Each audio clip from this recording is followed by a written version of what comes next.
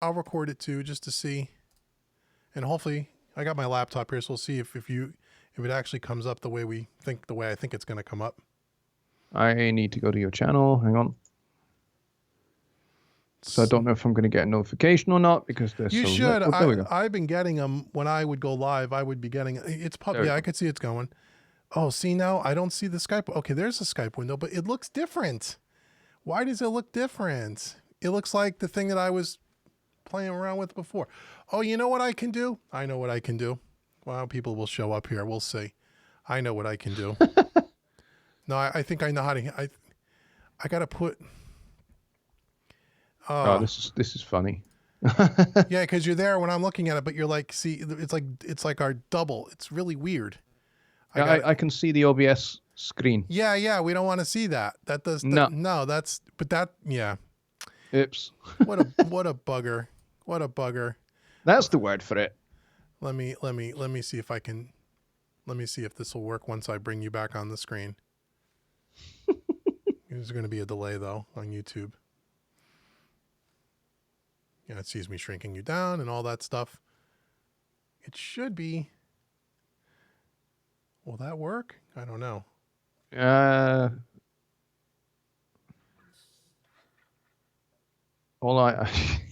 There's definitely a delay because all I'm seeing is you're moving the OBS screen. I can see you now, but it's still showing the OBS part of it. I don't know why but wait a minute. Hold on. I might be able to crop it. It's got something to do with the crop. And I know we've done this a million times in the past, but it's been a while. So I just don't remember how I did it way back when. So everyone's going to have to be patient. All 10 of you that are here. Hopefully you can hear me okay. We're going to get Johnny on here in a second. He's here. I'm just trying to get OBS set up right. If I can get that done, let's see how that turns out. Hold on a second. Wow, the delay is horrendous. I'm actually going to refresh it.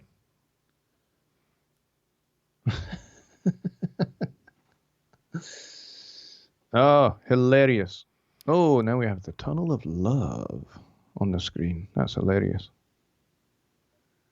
Okay, you're there now, but it's still a little on the smaller side. Hold on. Let me see if I can stretch this out a little. I should be able to stretch that out. And if I stretch that out, it might fit.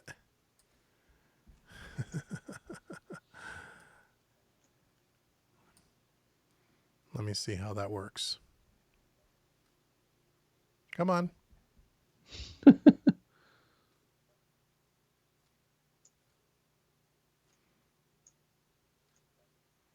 We're getting there. If there wasn't such a delay, I'm going to have to cover that whole logo, which is fine. They don't need to see my logo.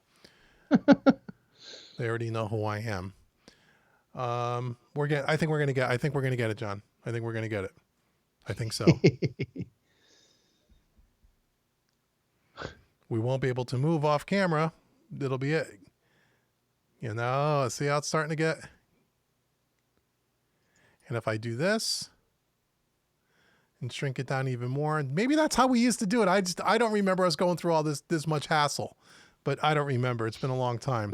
So we got 16 people here, everybody. As you can see, I'm trying to figure out how to use our technology, but we're working on it. We're almost there.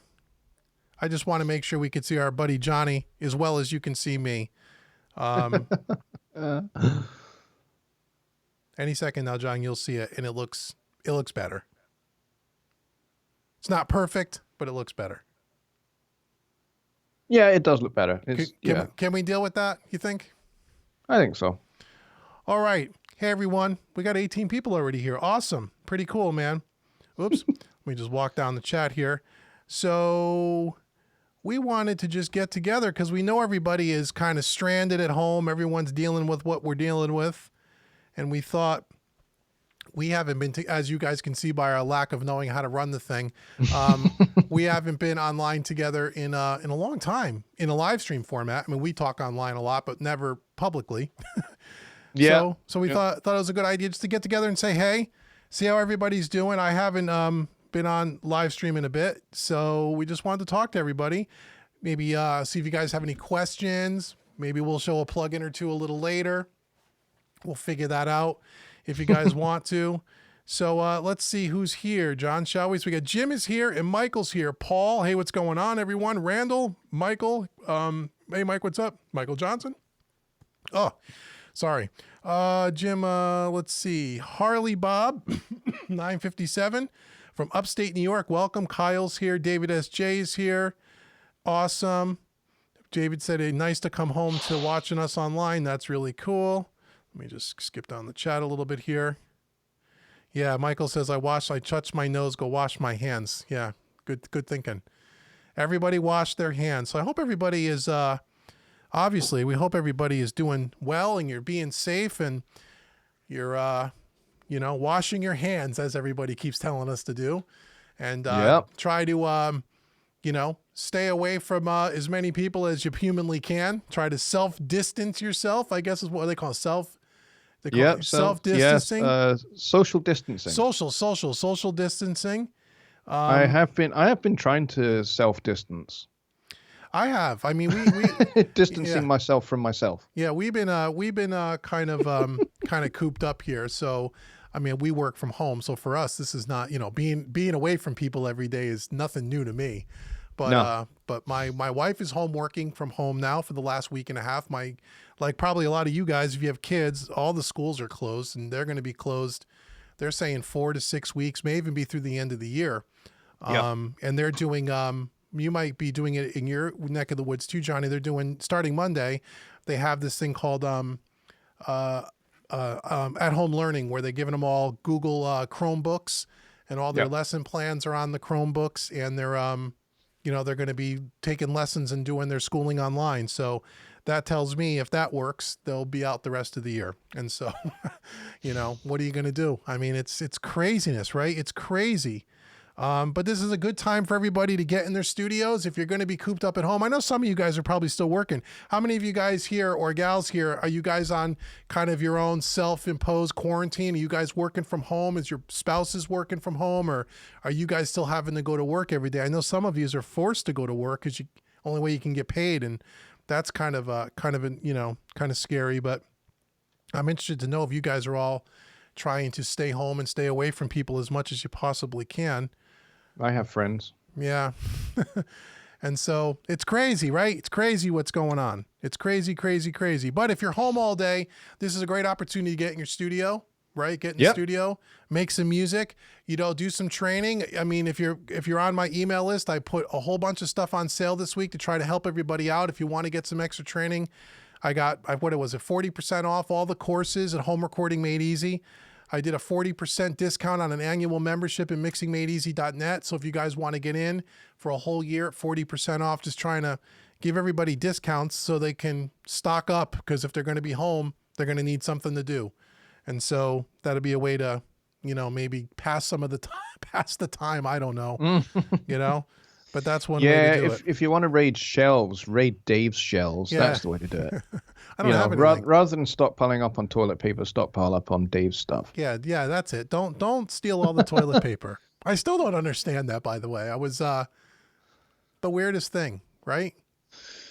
It's the most illogical thing ever. It's just like, okay, if there was a global pandemic of diarrhea and dysentery, okay, that makes sense. Right. But it doesn't really make any sense when it's just like a strain of coronavirus, which is, in this particular one is very, very, very much like Spanish flu. Yeah. I was surprised. Very similar. Yeah. Well, I mean, it's unfortunately, it's one of those things where you don't know, even if you have it, you may not have symptoms, and you for a long time, and you can easily spread it. And if you don't know you have it, you don't know you're spreading it, and that's, I guess, the problem, right? So I went into the grocery store about a week ago. Before this all kind of went crazy, I just went shopping, and I happened to go down the aisle with the toilet paper, and all the shelves were empty. And I was thinking to myself, gee, maybe they just didn't stock the shelves yet that morning, because I went early. I took a picture for my wife, and I was laughing about it. I had no idea. The very next day, it was like all over social media, all over the news. There's no toilet paper, and I'm like, that's funny. I was just in the store, and everyone must have stole all the toilet paper. Exactly. I was like, wow, why toilet paper? But okay, whatever. So anyway, Sergeant Music says military quarantine for him. Michael says he always works from home. Anyway, it's not a big change. Yeah, not for us either, really, as far as that goes. Randall says he does IT from home. Harley Bob says he was fortunate enough to retire this year. Congratulations. So you don't have to work. Donnie says his main problem is shopping for groceries. Paul says he's got 2 songs to mix, so I got time. Cool. Mike says he's been off from work since last Thursday, but his wife is still going to her job. Oh, in a rehab center. So she's in the medical field. Yeah. So she's going to work. Yeah. Well, it's going to be crazy, and it's probably going to go on for another, 4, 6 weeks, 8 weeks, maybe. more like another 8 to 12 months. Yeah, it could be, right? Because I think they don't know it could be that long. So all anyone can do is just hang in there, be nice to everybody. Don't fight in the grocery stores, and be nice on social media. Some of the shit I read on social media, I can't read it. I just can't read it anymore. Just everyone take a deep breath. We'll get through it, right? We're all in this together, and in the meantime, hey, we got our studios. Yep. We're blessed, and we're here, and we're here to help, and we have extra time to help. So that's what we're here for. So, okay. Paul says, hey guys, what are the 2 or 3 most important plugins you get when you start, specifically UA universal audio plugs, if you can, please? Hey, Paul. Sure. By the way, 2 weeks from now, maybe 3 on Mixtip Tuesday, I have a video called My 15 Favorite Go-To Plugins. Someone asked me similar to this, hey man, you got all these plugins and you, in all the tutorials, you use different plugins because you're showing us different tools and stuff. But out of all the hundreds that you have, if you're mixing your own stuff or for client stuff, what are the ones that you always use? And I did a whole video on that. And there are some UA plugins in there. So, but to answer your question specifically, and then we'll ask Johnny what his go-to favorites are, even though we have a lot more than what we need.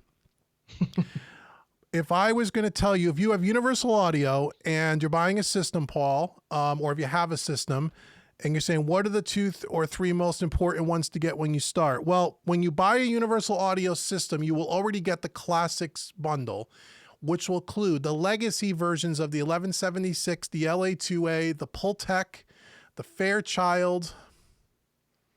Neves. No Neve in that one. You get a reverb or 2. I think the plate, the EMT 140 plate. You get the Dream Verb, and there's maybe 2 others. Now, those are the legacy versions, and the 1176, the LA2A, the Pultec, and the Fairchild. Since that time, maybe 3 or 4 years ago, they remodeled those, and they're called the 1176 collection, the LA2A collection, the Pultec collection, the Fairchild collection. I will tell you that the 1176 collection and the LA2A collection are worth upgrading to. They sound vastly different than the legacies, but the other ones, you can just keep the legacies. They're just as good. Don't spend the money on the other ones. So I would say if you're not happy with the 1176 and LA2A that comes with universal audio, upgrade those 2. And then, but if you like those and you just want 3 others, Ocean Way Studios would be the number 1, I would tell you. If you enjoy channel strip mixing, either the Neve, the SSL, or the API Vision channel strip, depending on which one, floats your boat and you like better. I have them all, but if you can't get them all, pick one of those. And also a secret weapon, which I talk about a lot, you could get really cheap, is the Precision. Let me get the name right. Precision,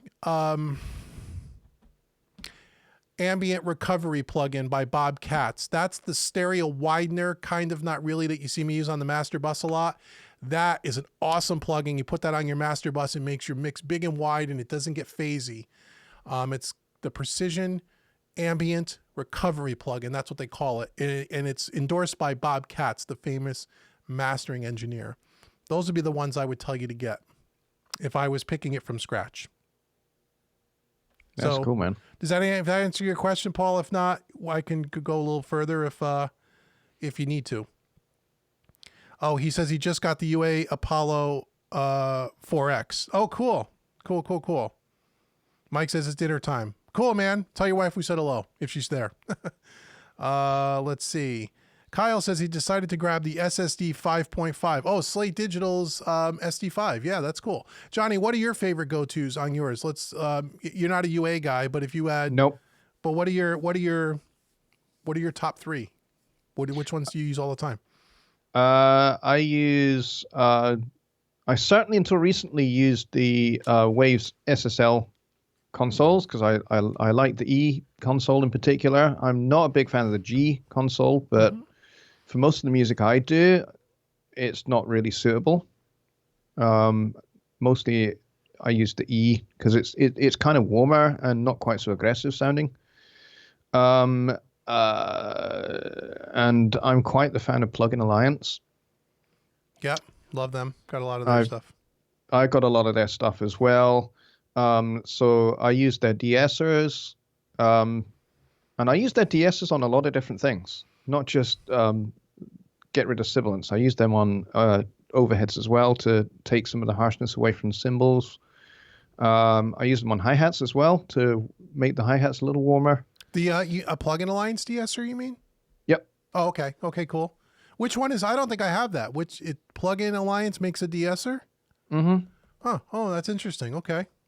Cool. I didn't know that. Yeah, it's the SPL. Okay. It comes like as a 2-pack. There's 2 de-essers. Got it. So I use those in a wide variety of applications. But yeah, my Waves plugins don't seem to work too terribly well on Windows 10, so I'm probably going to swap those out for Plugin Alliance console, the Plugin Alliance SSL consoles. They have a really, really good reputation, those Brainworks consoles.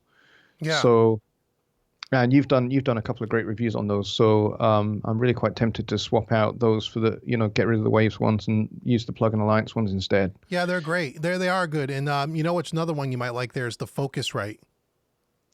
Yes. Console. That's a really good one by them too. That's a good one. Yeah. And of course, Presonus Fat Channel, and I use those a lot. And the native Studio One plugins, use those a lot. Yeah, all the Fat Channel ones. Mm-hmm. Yeah, cool. I have the whole collection. Yep. The Volume 1 collection. I'm hoping that at some point a Volume 2 collection will come out, but I don't know anything about that yet. I'm sure there will be. I mean, I don't know anything either, but if I had to guess, I would imagine there would be. There are some cool things going on at PreSonus. I know you can't talk about it. I've talked to my other buddy Rick. We talked about a few things, some really cool, some really interesting things that I was just asked not to talk about, and I won't. But I'll tell you, lots of exciting things. Yeah, I'll tell you, I don't know. I don't work for them like you do, so I have no dog in the fight. But I still don't know another dog company that seems to be an innovative, and it continues to try, and even on the hardware software side together, they put a lot of new interfaces out, mixers, the DAW, and they're constantly trying to add more and more stuff. I mean, really, I'm really surprised. When you think about Steinberg and the Cubase line, they update Cubase and you can get their updates, and they have some hardware as well, but nothing like the PreSonus stuff is as far as the vast amount of stuff that they have. Or even Logic, you don't get anything. You just get the DAW and that's it. With Apple, great DAW though. It's cool. And then who else is out there? Really, Pro Tools, forget that. And then you got you have Ableton, which I use Ableton Live for running backing tracks live. But I got to tell you, as far as a DAW goes, I could never see myself using Ableton as a recording DAW. Yeah. I know people do it, and I know people use a lot of MIDI, especially cats that do dance music and that kind of stuff. And I guess it's got a lot of cool VSTs and different things in there that I'm not familiar with. But if you just look at looking at the layout, it's just so not for me. For backing tracks, it's really cool. The one thing Ableton does well that nobody else does, and I know because I looked, is to try to, when you play backing tracks, if you're playing in a live setting, although you could do it in Studio One. You can import multi-tracks and you can play a session back, but it's not as intuitive as Ableton the way they do it. It's made for live. But outside of that one thing, I couldn't imagine. It's very clunky compared to Studio One. Very clunky. Yeah.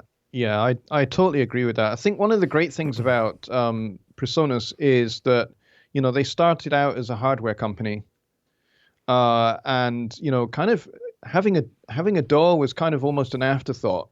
Yeah. For a long time we bundled Cubase LE with That's right. Right. with our interfaces. Like the original AudioBox USB. Originally, that came with Cubase LE. And then I guess they kind of thought, well, wouldn't it be great if we actually had a piece of software of our own that we could tightly integrate with the hardware that we built? And so there was a small startup company in Hamburg called Cristal, and Matthias Yuan, who had started that up. The assets of that company were purchased by PreSonus, and that became PreSonus Software. Right. And so PreSonus Software take care of Studio One, Universal Control, and all of the integration between hardware and software, and firmwares. They do all of that. So they do loads and loads of stuff, as not just Studio One, but it's just like the amazing thing is that we have this ever-growing, ever-expanding ecosystem, and it's all connected to Studio One. It's all connected to the software, and the integration is only likely to get, I would imagine, tighter and tighter as the years go by. Yeah, and I like what they're doing a lot, and I'm not too familiar with it, but a lot of the live stuff with the racks and the way the board, there's a lot of cool things in the in-ear system or the ear monitoring system. Some very cool things. I don't use any of those pieces of gear myself. But you could just see how it all kind of integrates. You go, wow, this is a pretty, you got everything you need. And everything I've ever written, I have a Studio Live 16 that I use live. You can maybe see it over. No. Yeah. Behind you. That shoulder in the back. I can't put that way. Yeah. And, I love it it's for live. It's perfect. It's perfect. And I'm using that with, the 1810 USB-C. Oh yeah. Just for the outputs. Yeah. Ableton goes to that, and I can route my click track out of one set of direct outs, my the guide track outside of another direct out, and then a left-right stereo pair for the music, and I can put them on separate channels on the Studio Live, and just route the click to my in-ears, and then route the rest out. It's so seamless the way the Studio Live works. I love it. I really like the way it works. Let's see. Got a couple of questions here. Paul says, if you already recorded audio multi-tracks from, say, Superior Drummer, how much processing would you do, considering it's already been processed? Great question. Good question, Paul. More times than not, probably always a little, depending on the music and the style of music and the style of drum kit and stuff that you used, in your session. But honestly, not much. At least for me, because you're right, they are already processed drums. Some are better than others. Like I think you mentioned Superior Drummer, which tends to be better. Like the Easy Drummer 2 drum packs, when I used to use that, I would find that would be need a little bit more love in the mixing stage. They were a little bit more raw.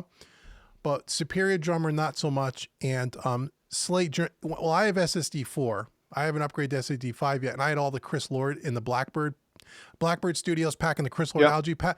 Those are out of the box. Put them in. Don't touch them. They sound perfect. Anything you do to them will just ruin the sound, in my opinion. So very little, Paul, to be honest. John, what do you think? Yeah, I agree. Especially with a Superior Drummer is definitely, you don't need to do a thing, hardly. Maybe just a little bit of bus compression. Yeah, maybe, yeah.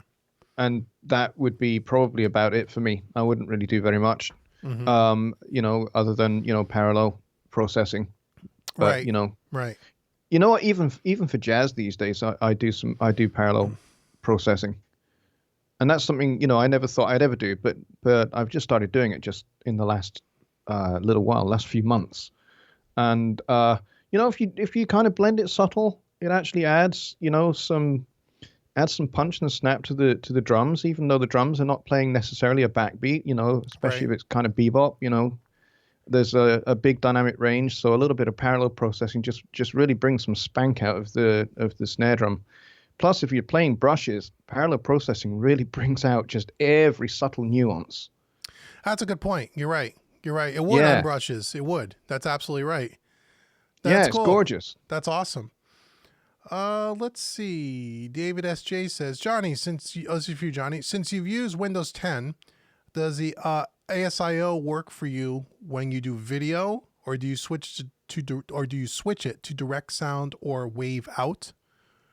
Good question. The way Windows works, the way Windows handles audio is, to me, a little bit weird. I think the way Mac OS handles audio is much more straightforward, much more common sense. Like, you can aggregate, you can have more than one device. You can have a physical device and a virtual device. So doing things like screen capture videos on a Mac is so much straightforward, so much more straightforward, I should say, than it is on Windows. On Windows, if you've got an ASIO device like Presonus Studio 1824, which is what I have right in front of me here, and you want to make a video, here's the thing. ASIO takes total control of your interface, which means you can only have audio going in and out of Studio One. You can't pass audio to another device like Camtasia or OBS. Even in Windows 10, John? I thought somebody told me. I thought I read somewhere that Windows 10 fixed that problem. It kind of has. They've kind of integrated some form of screen capture, but it's not great. You couldn't do it professionally. I got it. Okay. So it doesn't really do it. It doesn't really do it, and I can't actually see them ever really doing it. They would have to completely rewrite how the audio codecs work in Windows, and I can't see them doing that. So the way you have to do it at the moment is there are two ways. First, you can pass your audio, your physical outputs from your interface into the inputs of a second interface, and then have your screen capture software pick up the audio from that interface. Got it. And that kind of circumvents that whole issue with Windows Audio, and that's how I used to do it. But now my second interface, which I have had for about 14 years and worked beautifully in Windows 7, so I kind of forgot about it because it just worked. It was just there. It sat on my desk and it did everything I needed to do for streaming and for video making. It worked great. And then with my new Windows 10 machine, it doesn't work. So I could have just got another second interface, and I may well do that. But at the moment, I'm doing it the second way, which is on certain interfaces, you may well find that you have something called loopback, which is where you can have a virtual set of inputs, and that's what I'm doing for making videos at the moment. So it works great in OBS because you can put your virtual inputs on a separate channel in the mixer on OBS. So it means I only have to have one interface. I don't have to have two anymore. So my mic is on one channel, and then my Studio One audio is on another channel. And it's great. And, if I want to bring in any other audio source, I can do in OBS.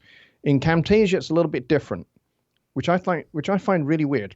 OBS is totally free software, and it has fantastic. The way it handles audio is fantastic. You can have like between 6 and 8 channels of audio. Right. It's great. OBS only takes channels 1 and 2. Right. Of your Windows media. That's it. So the only way around that is to create an audio track for your voiceover mic in Studio One. It's a pain in the butt, but it works. It does work. Yeah. So long as you don't mind having that audio track for your mic in Studio One, then it's okay. It is what it is. But I think I will probably just get a second interface. I'll get something like the Studio 2.4. Right. Yeah. On a Mac, it is much different. It's like you said, it's easier. You just plug it in and it just works. I mean, as far as screen flow, everything just picks up. It's just never an issue, which is great. And I don't know why. Yeah. Windows is a little weird like that, but you said, there is a workaround, but you got to really think your way through it. Yeah, you do. It's at first. I mean, the first time I tried setting it up with Johnny back in 2015, it was just like, how does this work? How do I get it to? Yeah. Yeah. But it's just like, it's actually so straightforward. Outputs of your main interface that you use in Studio One. Take those outputs. Now, in my case, they went through the PreSonus monitor station. That's how I have mine set up. Right. Okay. And then you have the Q output from the monitor station into your second interface. That's right. Bernard Duranty, and off you go. That's right. And it just works. And you can do that whether you're in Mac or Windows. Right. That's how mine's set up. It goes from my Apollo to the monitor station. Then the Qs go out to the i2 and PreSonus i2. And so Skype, OBS, everything picks up the i2. Yeah. And that just works. Studio One picks up the Apollo. And it still works because it all goes routed through the monitor station. So everything ends up into the i2 anyway. Yeah, so it's summed, basically. Yeah, it's summed. So it does work. Okay, let's see. Ken says some cool news from Plugin Alliance is BX acquired PPG synths, and Plugin Alliance is releasing 2 versions of Gig Performer. Oh, that's cool. Yeah, that is cool. I didn't know that. I saw that announcement from Dirk. Actually, he put an email out. Okay. Yeah. That is such a cool acquisition. I'm so pleased for them, actually, because I'm really excited about what's going to come out as a result of that over the next sort of few months. Yeah, Plugin Alliance is I've changed my opinion on them. I was never a big Plugin Alliance person. And I don't know why. I don't know. I knew about them, but I had so many other plugins I was dealing with, and it kind of always just went by my radar. Mm-hmm. And then I got a hold of one of their channel strips and tried their channel strips. And I was like, wow, this is really good. And then they sent me a few more of their channel strips, and I love their channel strips. And anything that Brainworks seems to do with them, I like. Yeah. They still got some weird plugins, and they have a lot of plugins, Plugin Alliance. There's a good portion of them that are probably really cool, but I just have no use for. Yeah. But I will say the stuff that I do use, I really do like. I think they are good. Yeah. So I've kind of changed my opinion about that. I just had a bad, not a bad experience. I must have tried one of their weird off the wall plugins years ago and said, I don't like that, and just assumed all their stuff was like that. And that was wrong on my part. At first, the alliance was really small. It was just like, maybe Dirk and, the parent company, and then maybe a couple of other smaller audio companies that you'd never heard of. And then Brainworks came on board. And then when SPL came on board, that's when I started to sit up and take notice. Yeah, maybe that's what it was. Maybe the smaller companies that they started with were just brands people didn't know, or maybe some plugins that weren't just all that great. But the Brainworks stuff is awesome. Oh, yeah. Those channel strips. They're good. They're really, really good. They are very good. That for sure. Let's see. Paul says a lot of younger people seem to use Ableton as their DAW. It's kind of strange how popular it got. Yeah, I've never really looked into Ableton until I started looking for a way to play live tracks, and I was just going to do it in Studio One, being ignorant and not really knowing. I knew that there was Ableton out there, but I didn't really know what it did. And someone had said, how I found out about it? Because I could create all the backing tracks myself, but that would be way too much work. So I found, the company. As a matter of fact, I should share it with everyone. It's a company. I think it's called CustomBackingTracks.com. I've heard of them. It's a guy and his wife. They're professional musicians out in Las Vegas, Nevada. And his name is Victor, and I've actually talked to Victor. I've gotten to know him quite well, so I bought a lot of his songs. And I didn't realize he also does a lot of custom backing tracks for a lot of the big artists, like Christina and Britney, and he's done a lot of work. Well, he also has his own band, him and his wife. His wife's a singer, and they do originals and covers. And they do a lot of popular music covers, everything from Frank Sinatra to Maroon 5 and everything in between. And over the years, he built all these backing tracks so he could play his gigs, and he did it does it in Ableton. And so when I was looking for backing tracks, he already, not only does he give you the song, let's say Tom Petty, and let's say you want to play, Free Falling. Well, it's not the original Tom Petty multi-tracks, he has session musicians that come in and cover the song. And I mean, in good musicians that covered the song. If you did not know, the vocal sounds similar to Tom Petty, but it's clearly not him. But if you took the vocal out and listened to the band, you would swear it was the original album. I mean, they're that good with just little subtle changes. And so he was creating them, and then he was using Ableton. So then, as he built up this big library, now he sells his Ableton sessions. So if you're an Ableton user, you can just drop the song right in and everything is all ready to roll. And so he's the one that turned me on to Ableton. And I said, why Ableton? He said, because for live, they call it Ableton Live. And, didn't dawn on me. And he was showing me how they have their session view where they play all the all the tracks. He goes, this is what you want to do if you want to play live, because you could program it. You don't have to touch the computer. It just does it. And I got it. And he's right. It for live use, it's great. But he said, Paul, a lot of younger people are using it, maybe because they're using it for live. And then they've also now do songwriting and construction in it, which I know you can use it like a regular DAW. I never tried to. I putzed around with it for a half an hour and went, whoa, this is way different than, but for live use, it's great. If Studio One or if another because and again, I don't know how many people are familiar with Ableton, but there's, like I said, there's a regular DAW, just like Studio One, every other one, just not as intuitive as Studio One. But then they have this view called Session View, and Session View is it's made for live performance. Yeah. And so, seeing as I'm talking to a PreSonus new employee, Studio One at one point ought to have that kind of a thing in Studio One would be killer, because they would make it better, because it is still a little clunky in Ableton, but it works. But it is it's a little weird to wrap your head around. If Studio One, if PreSonus took that and fixed the 5 or 6 things that were wrong with it, it would be perfect.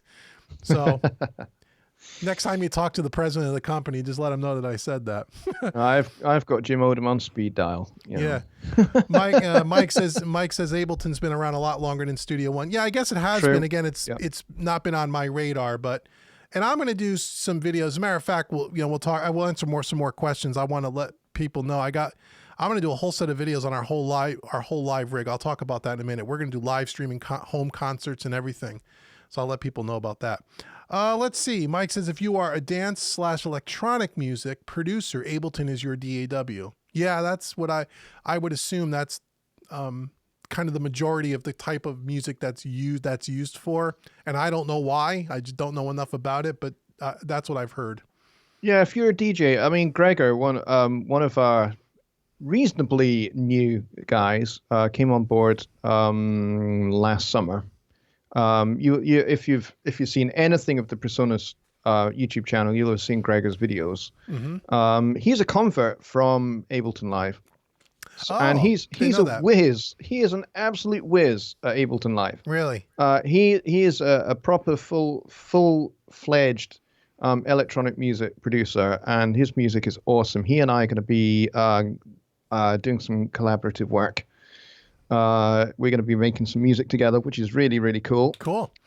Yeah. It's kind of like a nice blend of contemporary, sort of jazz fusion with electronic elements to it. It's going to be awesome. Really looking forward to working with him on those.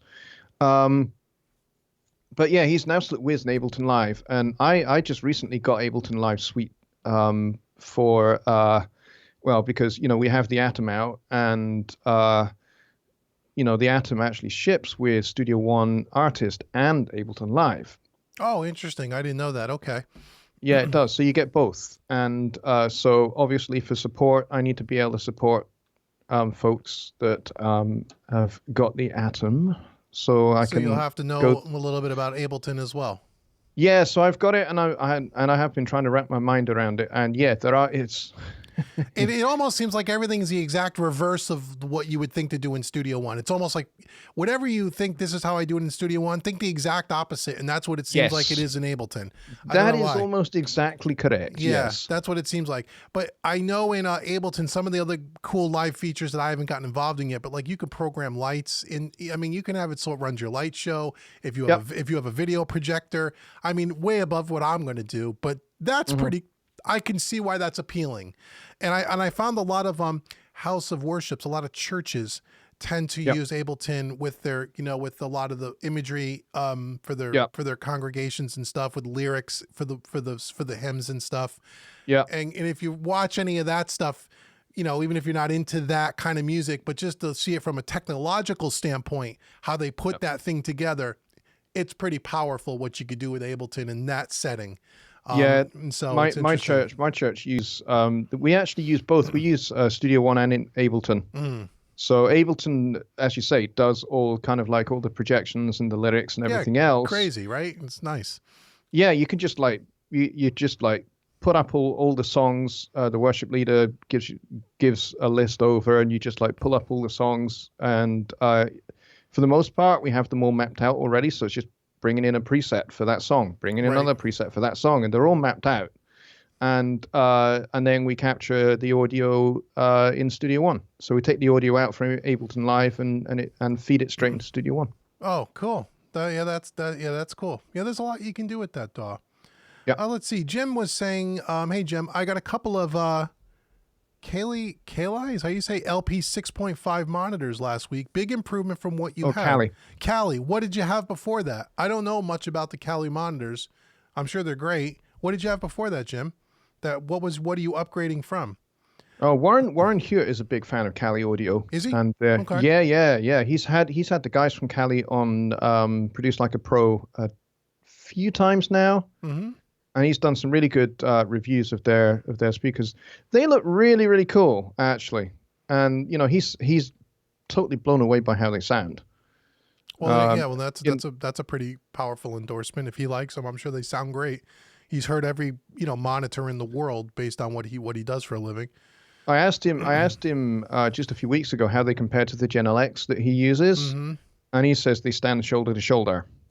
Wow. That's great. Well, good for you, Jim. Yep. That's awesome. Jensen says, hey there, good people. Just hanging out. Hope you're all doing well. Hey, Jensen, what's going on? Hope you're doing well as well. Paul says, thanks for the great advice. Michael Johnson. Hey, Michael. Hey, Dave, home recording made easy. I am considering a new interface. I currently have a Focusrite Sapphire Pro 40 and a Scarlett 8 i6. I prefer rack-mounted devices, just trying to justify the cost of UA. Okay. So you want me to help you justify the costs? So you can tell your wife, this is why I'm spending the money? Tell her. So I've used the Pro 40 by Focusrite. Nice interface. Hate the software. Terrible. In my opinion, I didn't like it. I had it for a month. I took those things, put them right back in the box, sent them back to Sweetwater. I don't know much about the Scarlett. So here's the justification for Universal Audio. If you, want to record, number one, if you're doing recording, a lot of recording in your studio, and want to take advantage of the Unison technology, which basically means you have a piece of software that lives between, let's say, your DAW Studio One and your Apollo interface. Well, the software between it is called Console. A lot like Universal Control by Studio One, very similar in that fashion. The difference is, in the Console software, let's say you want to record a guitar. You plug it into your input one on your Apollo. In your Console software, on your insert, you can run it through any one of their plugins. Say you want to put it through a Neve Pre and then through a Neve channel strip with an 1176 after that and a Pultec after that, for example. And you can record through those plugins to get that, that sound and print it right into Studio One with no latency, 0. So what that means is when you have that recorded guitar track in Studio One, there's no mixing to be done. It's just like recording analog in a digital world, where you have a mic, have an amp, mic it up, sending it through a compressor, sending it through an EQ, going through an interface into your DAW. Same thing, but virtually. So if you're doing lots of recording, there's nobody else that I know of on the market that does it quite like Universal Audio in that respect. The other advantage, once you get to the mixing stage again, and we talk a lot about plugins, they do have world-class plugins. Now, there's a lot of other native plugins that compete with some of their plugins as far as quality-wise. We've talked about them all the time, and there's 300 reviews on my YouTube channel showing you all those different plugins. but they are at the top of the heap. I mean, they're definitely in the top 2 or 3 as far as, does their 1176 sound better than the Waves and and the Studio One? They're all there. I mean, they're world-class plugins, right? But even more than that, and what I think is the most important thing about Universal Audio, is that the plugins don't run on your CPU internally in your computer. They run off the DSP chips and the hardware. So what that means is if you have an interface, let's say a quad core interface, for example, and I do have a video, Michael, if you haven't seen it, 6 months ago, search the Universal Audio playlist where I show you how many plugins you can run depending on the size of your system, so you can get a feel for, well, how many plugins can I use on my quad core? It depends on what plugins you're using, and I take you through that in detail. You should watch that video if you're considering a Universal Audio Apollo.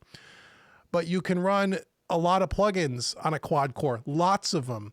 You can't run lots of channel strips and you can't run lots of tape machines, but you can run an unlimited amount of compressors and EQs. So you can do a lot of your heavy mixing on the DSP chips, and it doesn't bog down your computer. And therefore, your computer is going to perform better. You're not going to have the cracks and the pops and the latency and all that. None of that exists when you have the hardware. So that's really the 3 selling points of it. The recording side, the great sounding plugins, and then the DSP not taxing your internal CPU. And just remember that it's also scalable. So meaning that if you bought a dual core Apollo and you want to add on some DSP in the future, you can daisy chain, I think, up to 6 of their devices together, up to 6 octos, which is like, you could run anything. You don't have to go that big, but you could. So the way I always looked at Universal Audio, and the way I usually tell people about it, if you're going to get into it, think of it as a longer term investment, because that's really what it is. Yep. And it is an investment. There's no question. The interface itself is expensive. I'm sure, as you've looked at it, you can't touch them for less than $2,000. But they got, the preamps are fantastic. The DDA converters are fantastic. I mean, it's a good quality piece of equipment. So if that doesn't sell you on it, I don't know what will. And make sure you include in the price getting your headstone done. You might need to. Yeah, if your wife, we can tell your wife, right? It's an expense, trust me. And they have their new DAW called the Luna system. Yeah. It's coming out in a couple of months, and it's free to all Mac users. So don't think we won't be doing some videos on that. Again, I don't know that it's going to be a great DAW. I'm just interested because it's free and I'll try it. You know what I mean? It'll be interesting to see what I saw on the NAMM videos. It looks pretty impressive. We'll see. I'm only going to try it because I'm going to get it for free. I wouldn't pay for it. And the one thing they're going to have built in, or they do have built into their DAW, is summing with Neve plugins, like real Neve summing. That might be kind of cool. So we'll see. We'll see how it goes. So that'll be interesting. It'll be another little funny thing to play around with, but I highly doubt I'm going to leave Studio One for the Luna system, but it'll be fun to check it out. Let's see. Tony says, David, which one of your mixing videos would clear up some confusion on my mixing techniques that I thought were right concerning input controls? I don't know if I understand that question. Let me read that again. Which one of your mixing videos would clear up some confusion on my mixing techniques that I thought were right concerning input controls? I guess the thing that I'm confused on, maybe John, you understand, is input controls. What do you mean by input controls? Like inputs and outputs? I think maybe he's referring to the new input controls in Studio One 4.5 and above. Okay, you take that question then, because I'm not really sure I understand. You talking about in the mixer where you can? Yes. Oh, yeah. If you're talking about the input controls like on the console in Studio One on the mixer where you can turn up the gain up or down, is that what you mean, Tony? That's the way I'm taking it, but yeah, let's see if Tony can confirm that. That's the way I read that. It was that he's referring to, using the input controls possibly in a gain staging context. Okay. Well, I'm sure you do, and I know I do. I have at least one YouTube video that shows that I think when 4.6 was released and we did our feature videos. That's in there, and I showed you how to use it. You wouldn't have to pay for a course to get that training. That's all on YouTube. But if it's something different, Tony, let us know. We'll try to clarify. Jim says that the Motu M2 has a loopback feature in it, Johnny. Yes, it does. Didn't know that. That's good to know. Yeah. Randall, good interface. Yeah. Motu makes good stuff. I've never used it, but I just know they make quality stuff. Randall says Windows 10 audio is a feeble attempt at mixing ability. VB Audio's voice meter potato is awesome. Okay. Yeah, he's referring to VB is voice meter is like a virtual interface basically, and you can pretty much route any audio in and out through it. So you can use it as like a virtual interface. So if you want to do like that two interface system in Windows or on a Mac, you can, instead of having that physical second interface, you can have voice meter instead, which is software. Yes. Okay. Yeah. So the only downside of that is that it is software. It is running on your RAM. It is taking up processing. Yeah. Whereas doing it our way is completely hardware orientated. There's no latency. Right. There's no processing involved. Right. Yeah. There are a couple. There's even isn't there a Mac program called Loopback that's used for that, for just Mac? I think it's so you can do all that internal routing software wise. Yeah, and there's Audio Jack as well. Audio Jack, that's the other one. Right. Jack. Yeah, right. And I think I used Audio Jack early on in my making video thing. And I remember working, there was also another one called Wiretap Pro. Oh, that's awful though. Well, at the time, it was the only thing that was there that worked. And it did work, but it was one of those one-trick ponies. It could do one thing very well, even though it says you can route all this stuff, but it did never work for me. Yeah. But yeah, the hardware way, to me, even though up front it's a little more expensive for the hardware, but I think you'll say this too. I have never, in the 5 years I've been running this setup with different interfaces with the monitor station and the second interface, I've never, ever had a go down problem, latency, ever. So it just works. So if you're someone making videos and kind of doing what we do, live streaming and doing these kind of weird things, you're probably better off going with hardware.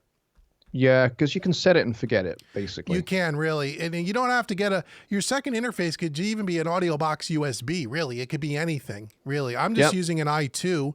I'm using a $100 interface. I'm not using anything expensive. And it doesn't have to be, because by the time it gets out to YouTube anyway, the audio quality is somewhat lower than it is in the first instance. So you don't have to worry about that. Yeah, so it should be cool. Michael says, I'm buying a Mac soon. Screw Windows 10. Yeah, he wrote me yesterday where I was consulting on some Mac. I think you'll be happy with Mac, Mike, but if you're coming from Windows and you've never used Mac, and maybe you have, I don't know. Like anything, there is a little bit of a learning curve, because you're going to think like Windows guy, and you're going to go, this sucks, but once you get it set up, you're going to go, oh. But I don't know about Windows 10. Like I said, Johnny, you use Windows 10, you have no problems with it. My argument here is that, everyone says this, but, and they're all saying essentially the grass is always greener on the other side. And it just isn't the case. Windows versus Mac is it's a non-argument. Here's why it's a non-argument. Catalina. Yeah, I won't upgrade the Catalina. Catalina pretty much destroyed the people that make Finale, the scoring software. Right. And film composers like the late great James Horner used Finale. John Williams uses Finale. And the folks at Finale basically said, Catalina's basically destroyed our software. That's it. We're shutting up shop. Goodbye, everybody. And that's a Mac OS. And it totally wrecked a lot of audio companies have ended up putting out announcements saying, don't upgrade. If you want to use our gear, don't upgrade. Yeah, they're always behind the curve, but they all get it compatible, because they have to, because they know that the Mac in the studio environment is still outnumbers PCs for audio production. That's the true. gap is closing, but it's still, it's at least 50% of the business. So these plug-in companies, these DAW companies, it has to make compatible with Mac. Here's the problem with Mac in this respect. The OS updates every 9 months or whatever it is. And what I tell people to do, I was on high, so I'm on 2 OSs old. Yeah. The only reason why I'm on Mojave in my studio is the iMac Pro came with Mojave, but it was already out almost a year before, and everybody was compatible with it.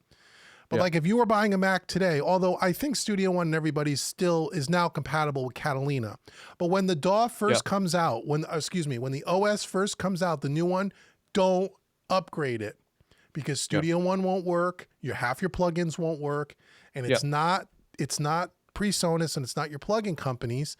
Mac constantly changes the way the audio engine works and some of the security things, and the problem is the engineers just have to catch up to it.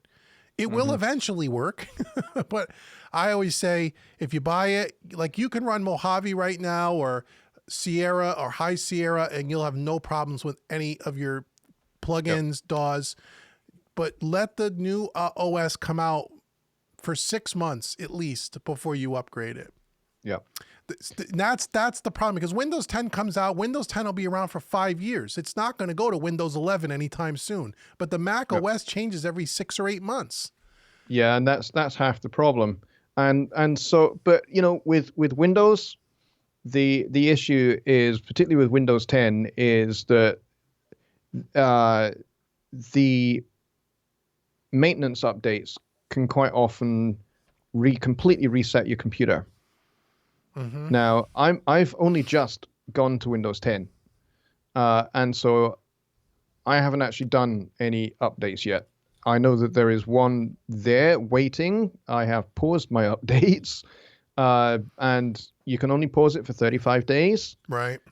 I am on day 33, so in 2 days' time, my computer will automatically go and get the new update. Now, what that's going to do to my computer, we'll find out.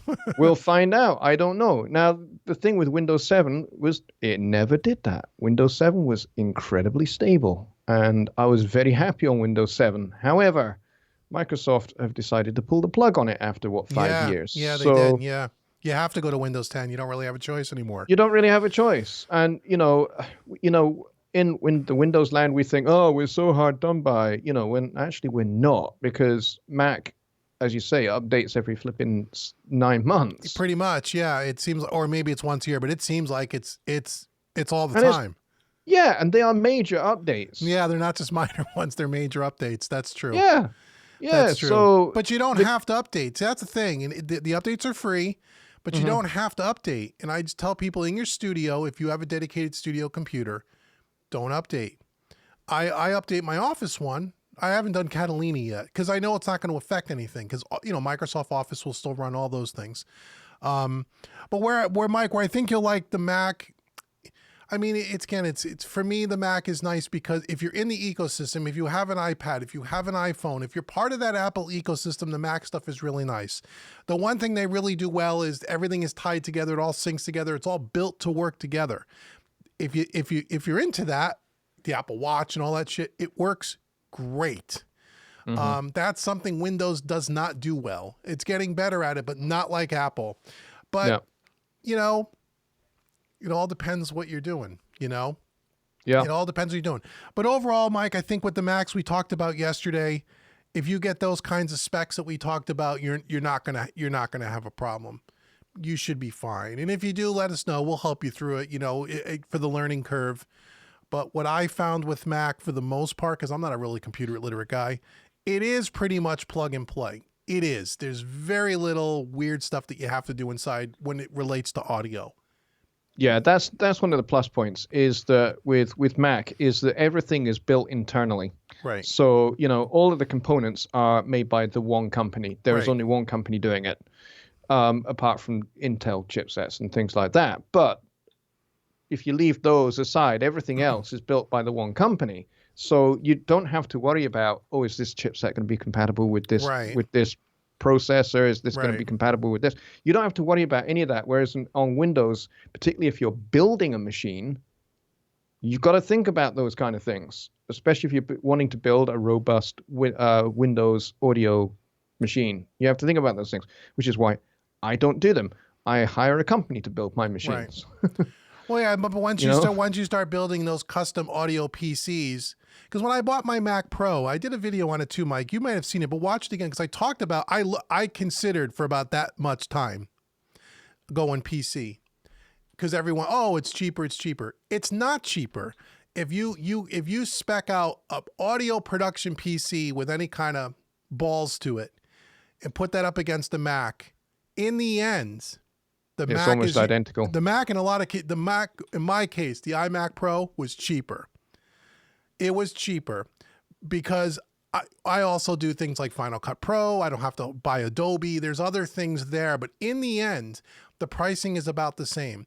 The other thing I'll say about Mac too, for Mike, for you, especially if you're new to Mac, if you buy a new one, is Apple Care and the support if you're somewhat near a Mac retail store and the Genius Bar and that kind of support you get for the lifetime that you own the computer.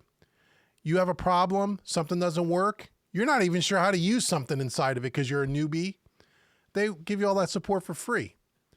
You don't get that with a PC or Windows because Microsoft doesn't make PCs. They make software. You know, you could try calling Dell or HP or one of those companies and try to get support for something that doesn't work. That's the one. So to me, again, that's another standout feature that I look at and go, okay, what if you ever, when you call someone, they speak English, they speak your native language. You can get them. They'll stay on the phone with you for hours. Doesn't cost you a penny.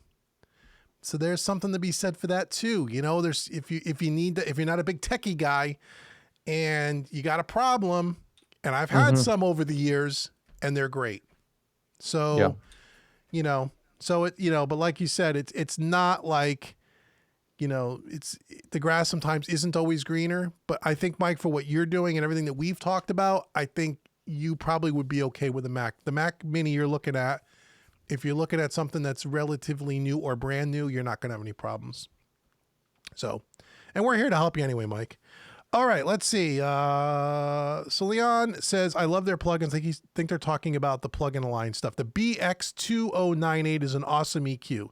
I've never used that one. Have you used that one, the BX2098? No. Me neither. Ken says they also have reset all the demos so you can try any of their plugins now for 30 days, even if you have demoed them before. Oh, that's pretty cool to know. So if you've demoed Plugin Alliance before, you could demo them again. They reset the demo, the period. That's awesome. I didn't know that. Oh, we've got a response back from Tony here. Okay. He says, do you use... here we go. Do you use the input controls when you're mixing or just to adjust gain when you're recording? Do you use them for gain staging? Johnny Guy wasn't using them when he was mixing a song on his HST show. Okay, you can go first on that one, Dave, and then I'll...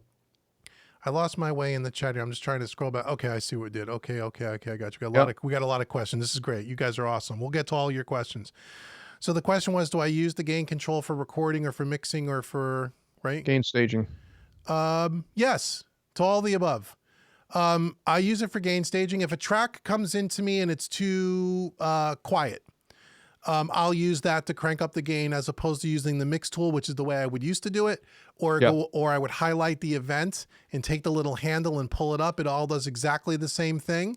Yep. But I tend to like the little gain control now because if I'm already in the mixer view, it just makes it easier. So yeah, I use that all the time for gain staging, all the time. On the recording side, you would really control that on the input side of your interface. Yep. Right. So you could do it in the console side, I guess. You could do it that way, but I would typically do that on the input side. But I use it all the time for gain staging. All the time I use that gain control. Yeah. You don't have to, but I do. Me too. I mean, pretty much the mix tool for me now, all the mix tool is good for is if you want to do mid-side.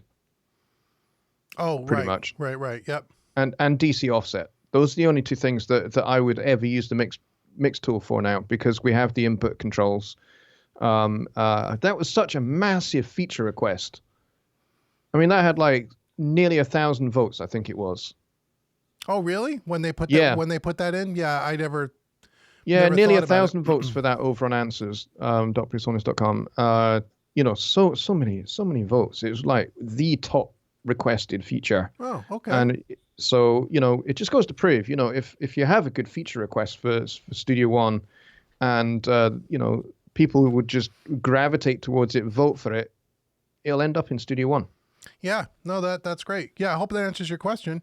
Common Ground has a question for you, Johnny. A fader port 24 with improved scribble strips and jog wheel and PreSonus would rule the home control surface market. Oh, if it had that, a fader port 24. Do we have a fader port 24? No, we have fader port 16, right? Yeah, fader we've got the 16. We've got the 16. There is a way in which you With can scribbled strips daisy chain the two together. and make a 32, right? Yeah, but it doesn't 100% work. You have to have one in native mode and the other one in Mackie mode. Oh, I didn't know that. I thought you just daisy chain them together. Okay, so No, it's you can't technically daisy chain them together. You have to have one in one mode and one in the other mode to kind of make it work. It's a little bit of finagling, and it kind of works. You kind of can do it, but it's not entirely possible. As for would PreSonus ever come out with a 24-channel fader port? They will. I mean, I don't know that, but my guess would be they will. To be honest, I would actually find it unlikely. Really? Because we have the Studio Live consoles with door mode that kind of does that anyway. So if you've got like the 32 or the 24, right, then you're going to have that anyway. You're going to have those scribble strips. Yeah, okay, you don't have the jog wheel, but you do have the scribble strips, and you do have the feeders and the fat channel control and all of that. And of course you can map across your faders. You can do fader flip and that kind of stuff on the Studio Live as well. So, those kind of things do work in DAW mode, especially in native mode for Studio One. Not quite so much for the Mackie and Huey modes for Pro Tools and Logic, but it certainly works really, really, really well with native mode. But I don't think there will be a 24-channel fader port. And more than likely what will happen is that somebody will tell me there is going to be one, but I would not put money on it at all. I just wouldn't. Well, there you go. If it comes out, you would know about it sooner than us. Yeah. Let's see. Donnie Hill says, "Hey Don, what's up, brother? The unfortunate issue for me using a custom built Windows computer and wanting to go with universal audio interface is the use of Thunderbolt 3. My Windows will not work with true Thunderbolt 3. That's right. Windows is not really a Thunderbolt thing. I know that, but they did Thunderbolt 2, didn't they? I don't. Thunderbolt 3 is really more of a Mac thing, but you can run an Apollo on Windows. I know you can. Maybe it's not Thunderbolt. Yeah. Maybe it's USB 3. I'm not really sure the connectivity. So I'm not. You could be right about that. I don't really know the connectivity with Windows. What you would get. My guess is there's an Apollo with something other than Thunderbolt. I don't think it's. Do they have USB-C Windows or PC? The newer computers do. Okay, the newer ones do. So maybe it would use USB-C. Yeah. Or a dongle of some kind. You'd go from Thunderbolt to some wacky $30 dongle that goes into your computer. Yeah, I think you maybe would have to have a Thunderbolt to USB-C, possibly, dongle converter thing. Probably. Yeah, I'm still using Thunderbolt 2 out of my Apollo with a dongle into Thunderbolt 3 on my iMac Pro. I don't have I didn't buy the expansion card to Thunderbolt 3 because I don't know. I don't have any issues with connectivity and speed. I don't know what it would get me. I don't. No, I don't think it'd get you anything. Yeah, I don't think so. And I think to upgrade, that's like a $500 upgrade, which seems like that's obscene just to go to Thunderbolt 3. But I agree. That's Universal Audio. I mean, it's not cheap stuff. It just isn't, And you can say, well, is it really worth all that extra money versus, but like we talked about earlier, really, if you're just buying it for an interface, don't buy it. There's other Correct. interfaces you can buy that are just as good quality, that is a hell of a lot less money. You're really buying, like with Mac, you're buying their ecosystem. You know, Correct. You're buying it as an expanse and a thing that you're going to expand down the road with more plugins, more satellite systems. You know, if you're into the Luna thing when it comes out, if you're building an ecosystem around Universal Audio, it's worth every penny. But if you're just simply buying it for preamps and D to A converters, it's a lot of money for that. It's a lot of money for that. Yeah. And I don't think that it's really any better than a Quantum, to be honest. Yeah, Quantum 2626 would do the job for you. Round trip latency of less than a millisecond. Yeah, and the preamps are great. And if it's just, I just want good preamps, good D2As into Studio One, that's what you buy. If you want to record through all the vintage plugins, you buy the Universal Audio stuff. That's the power of that system. Or Wave Sound Grid. Or Wave Sound Grid too. I've never used it, but that's the other one you could go with. So I know a few of our followers have it and they love it. I just have never experienced it for myself. Red Ratkin says, what do you think about the VMR on vocals? I think you mean the virtual mix rack from Slate. Great. On vocals, use it all the time. Let's see. Tony says, do you use the input? Oh, okay. That's Tony's question. Yeah, I've done that. Kim Williams. Love you, David. Hey, love you too, Kim. Can you suggest where to go with your interface when you suspect there's a problem? Repair. Oh, my Scarlett loses audio control immediately and I have Studio One 4. Oh, how do you get it repaired? Where did you buy it, Kim? If you bought it from sweetwater.com, like I tell all my followers, that's where you would send it back to. And not only would they fix it, they would replace it if they needed to. Yeah. If you didn't buy it from Sweetwater, depending on where you bought it, if it's out of warranty, you might be out of luck. You can call the manufacturer. But this is why I tell everyone, you know, that's in the US, can't buy it out of overseas, unfortunately, at least not yet. Buy your gear from Sweetwater, man. Their service plan, they have a 2-year warranty plan on everything on top of the manufacturer's warranty, which will then typically give you 3 years. And they have a full on, and I'm going to, well, I don't know now with this crazy, I don't know if I'm going to drop dead from the coronavirus, but I mean, with all this stuff, my trip might be delayed, but I'm supposed to go there. I'm still on track to go there in mid-April, but that may not happen now. We'll have to see. But from what I'm told, they have an entire floor of a building that's just pro audio gear, repair technicians and servicing for everything they sell.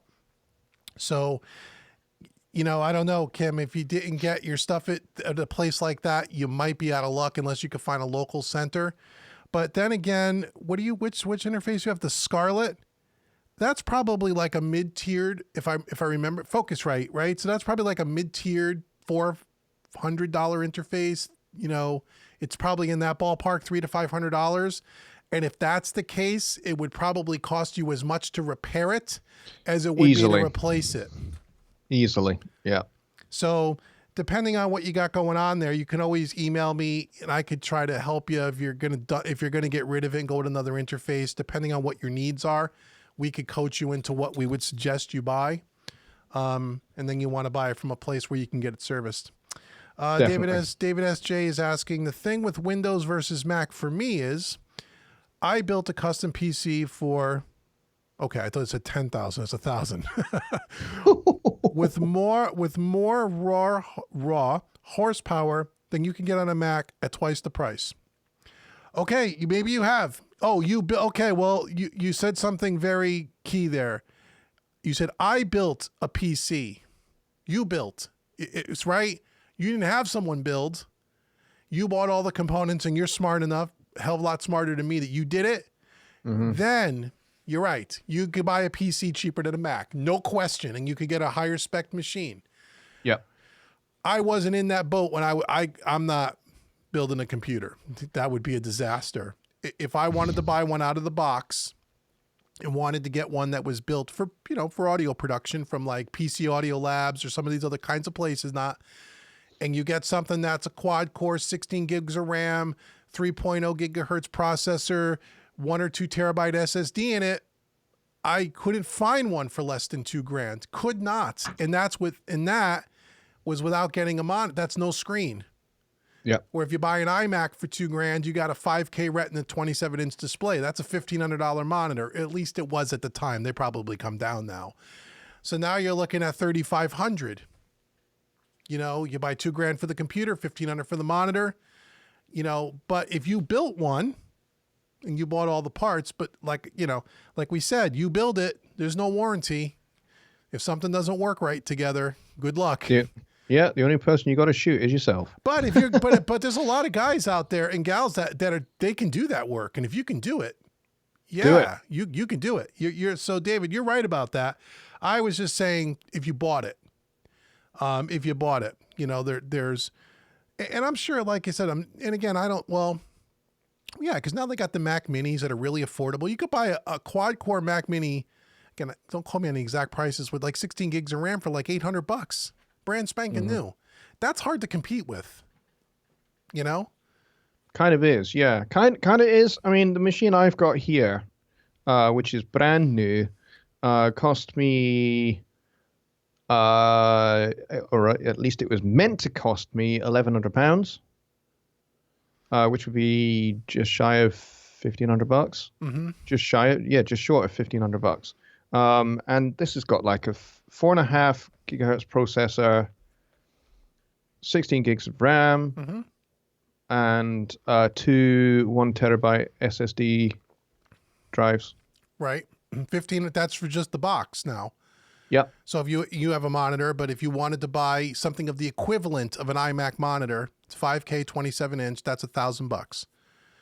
If you were to buy a monitor, so you're $2,500. You got $2,500. Yeah. You got a nice system there. I mean, that's a $2,500 system. You could buy a brand new iMac out of the box, 27-inch for $2,300, shipped to your door. And also too, like what you and I do, and some of these guys might not do. You know, if you do video editing and those kind of things, it takes the price up automatically. And some of those things come with the Mac already. You know, if you have to go buy Adobe Premiere, I looked at that. They want $30-something a month. You can't even buy the software anymore. It's a subscription base. You know, so when you start adding all that up, again, it all just depends on your particular circumstances. And in some cases, PC would make more sense. And in some cases, maybe Mac makes more sense. Or they're on equal footing. And then it's just a matter of what you want, what you feel most comfortable with at that point. You know, again, it's not one is really better than the other. It's different in what your use cases are. That's really it. Yeah.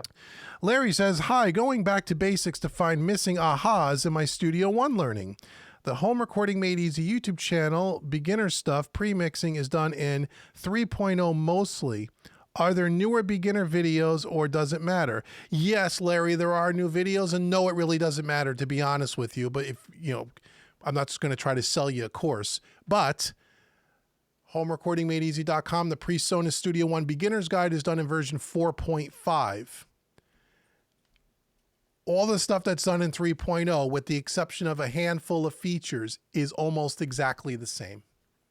Yeah. And to be honest with you, from the beginner's standpoint, 2.5 or version 3, 2.5, it looks different, but the functionality of Studio One hasn't changed all that much in the beginner stuff. Yeah, same principles. When you get into the songwriting and some of the new features they've added along the way in Studio One, that's different. But from what I teach, which is basic recording and mostly mixing, mastering, it's not that much different. So I would love if you'd go buy the beginner's guide over on my website, but you really don't have to, because you can use the stuff on my YouTube channel and it's pretty much the same. But there are a few different features in the beginner's guide in the newest version. So that's my honest answer. Michael says, Johnny, go into services and disable the Windows Update service to prevent it from working. Yeah, you can do that in Windows 10 Professional. You cannot do that in Windows 10 Home, as far as I'm aware. All you can do is pause them.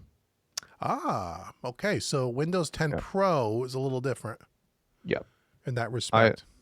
I did look at getting Windows 10 Pro to go with this new machine, and then I thought, actually, for the extra money I'm paying for Windows 10 Pro, all I'd really be paying for, I mean, there's lots of other things that are in Windows 10 Pro that you don't get in the home version. And I just thought, well, actually, the only real reason I'd be wanting to get Windows 10 Pro would be for more control over updates, Mm-hmm. I wouldn't need the other stuff. So Right. is that really wise Right. use of money? Because the only other real difference is I hear it's a lot in the networking side. The pro version is a lot more Yep. feature rich stuff for offices and stuff where there's a lot of networking going on. Yeah. But for the single user, you wouldn't use most of those features, right? No, no. So I thought actually it's not really worth it.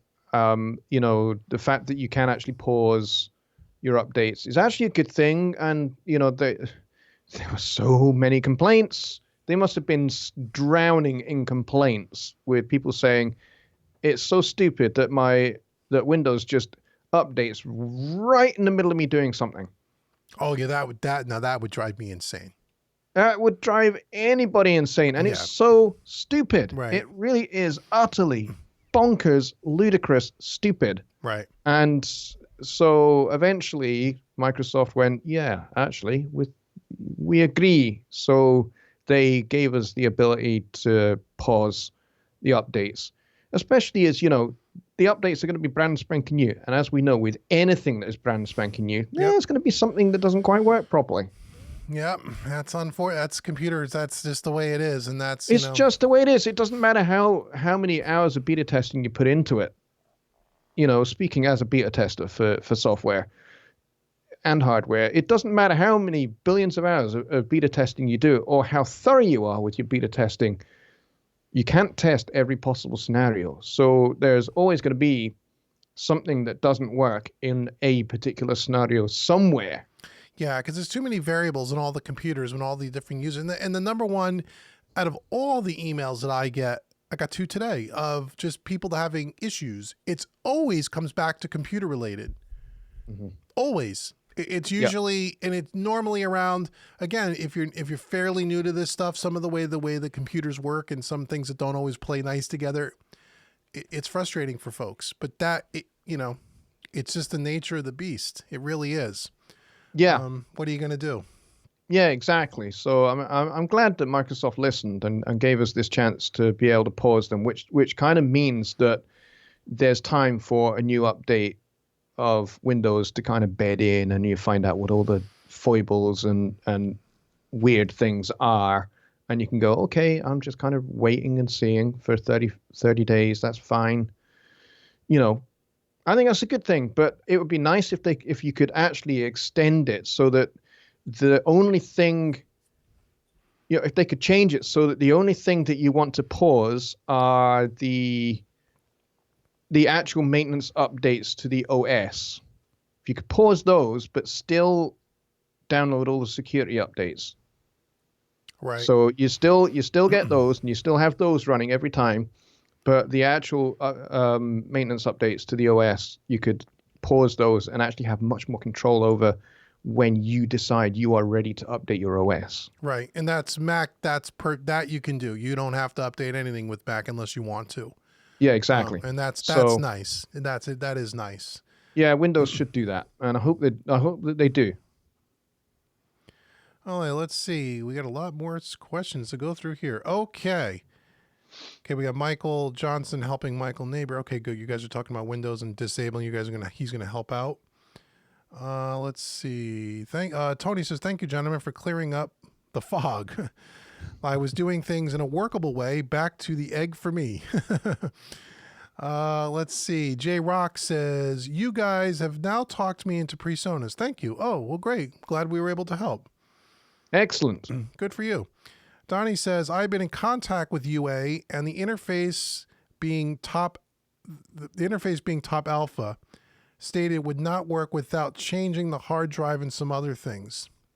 Okay, you could be right. If you talk to their technical support, then I would take what they say is true, obviously. Again, all my UA gear is several years old, and so I haven't bought anything new from them in a long time. So all my stuff just kind of works together, but they have new interfaces, new different things, and I'm not sure what plays nice with other stuff. Some things will work with 32-bit, some things will only work with 64-bit. There's all kinds of different things there. But yeah, the whole world is going 64-bit. Yeah. So so before you make an investment, like UA, he's going to go spend thousands of dollars. Yeah, and that I've talked to their tech support people. You could they're out in California. You can call them, get a person right on the phone. So you should ask those questions just to be sure that the system that you're thinking about buying is going to work for you. Okay, Troy says, do you think it would be possible to use an Apollo TB Thunderbolt 3 with USB-C? My computer doesn't have Thunderbolt, but it does have USB. Yeah, I think you can get a Thunderbolt 3 to USB-C adapter. From a speed point of view, I think they're very similar in that respect. So you're not going to have like going from, you're not going to have a big drop off in connectivity speed or data transfer or anything like that. So yes, I think you could do that. I think you should be able to do that. Look on Amazon or something. I'm sure they make that adapter. Yeah, he's saying using it with an adapter. Yes. Billy says, hello, everyone. God bless. Hey, Billy, what's going on? Okay, let's see. What else do we got here? David SJ says, David, if you want to try Windows PC, I will help you build it. I'm in Hudson Valley, New York, not too far from you. Oh, cool, man. Yeah, I actually, oddly enough, I do have a recently purchased Windows PC laptop that I'm using for some other things and starting to do some stuff to learn a little bit more about Windows 10 so I can help you guys. So I have one.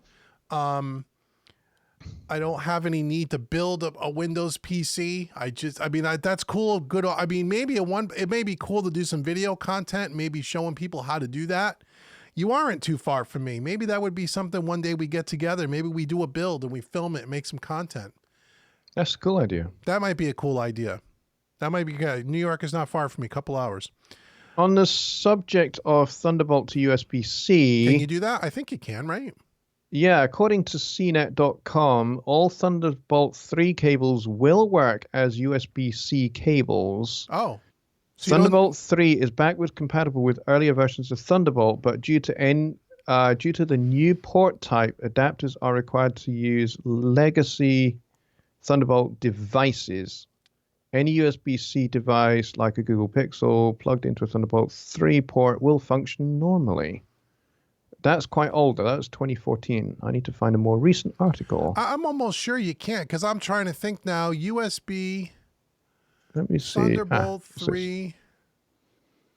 No, I know you can because I know you can use Thunderbolt 2 into USB-C because that's exactly what I'm doing from my Apollo to this computer I'm on right now. With an adapter, with the Apple dongle adapter. So I know I could go from Thunderbolt 2 to USB-C. So I got to imagine you can go from Thunderbolt 3 to USB-C. Oh, here we go. I'm reading a MacBook article here. And it says, there seems to be a great deal of confusion about the difference between Thunderbolt 3 and USB-C. No doubt this, at least partially, is because the ports look identical, apart from the traditional three-pronged USB logo on USB-C cables and the Lightning Bolt logo on Thunderbolt 3 cables. Simplest explanation is that USB-C refers to the shape of the port and Thunderbolt 3 refers to the connectivity standard. Thunderbolt 3 combines Thunderbolt USB DisplayPort and power via a single USB connector. Got it. Okay. So a Thunderbolt 3 device is connected to a Touch Bar MacBook Pro using the Thunderbolt 3 standard via a USB-C shaped port. Hardware commonly referred to as USB-C devices also will work with Thunderbolt 3 ports, but they will not be able to take advantage of the maximum speed provided by Thunderbolt 3 devices, which is 40 Gbps. That's the theoretical maximum throughput. Okay. But you can use it. It can be done. Then there you go. There you go. Okay, Donnie says, I'm staying with my Studio 192 and my DP88 for now. I wanted to use more UA plugins. While I have a quad and an octo card, it's still limited. Oh, but you could just get another quad, another octo, and just daisy chain. Do you have an internal PCIe card, or are you using the satellite system? Either way, you can daisy chain them together. That would be a hell of a lot cheaper than buying an Apollo interface. But again, the interface is really more for the recording through the plugins, the Unison technology. You don't get that. You know what I mean? But if you don't care about that and it's more for mixing and plugins, I would just say go out and buy another Octo card. An Octo card's $1,200 maybe. You know, where, you know, an Apollo interface will be all of $2,000, $2,300, and that's only going to get you a quad core. Yeah, so you want to get another Octa card. Yeah, that's what I think too. If it's really for mixing, Donnie, then that's what I would do. Let's see. That's not to say that the DP88 Studio 192 combo is not a good one. It is, it's certainly fast enough and robust enough for what you want to do, because you do have Fat Channel on board the 192.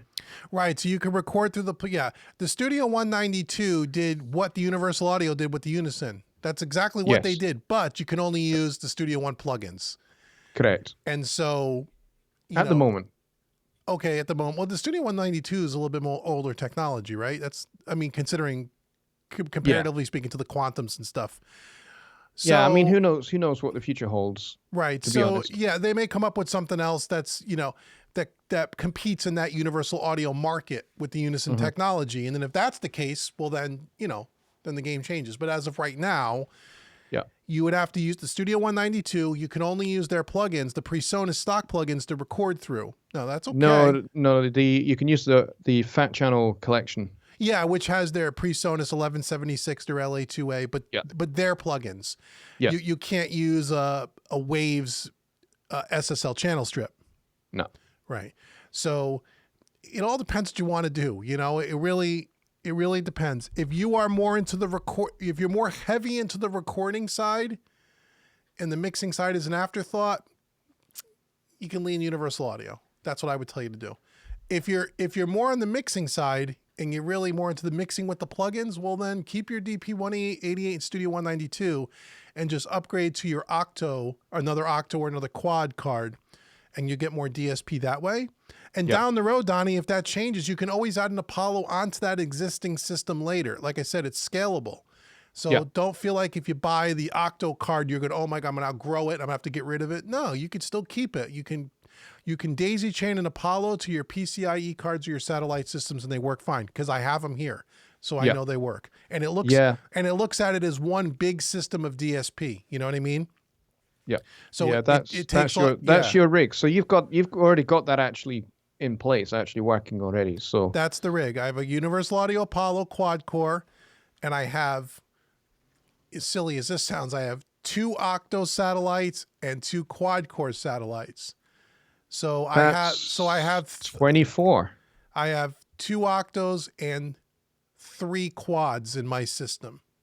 And that's why when you see me sometimes, that's if you see me do a Universal Audio mix and I can put 27 SSL channel strips in the session. That's why.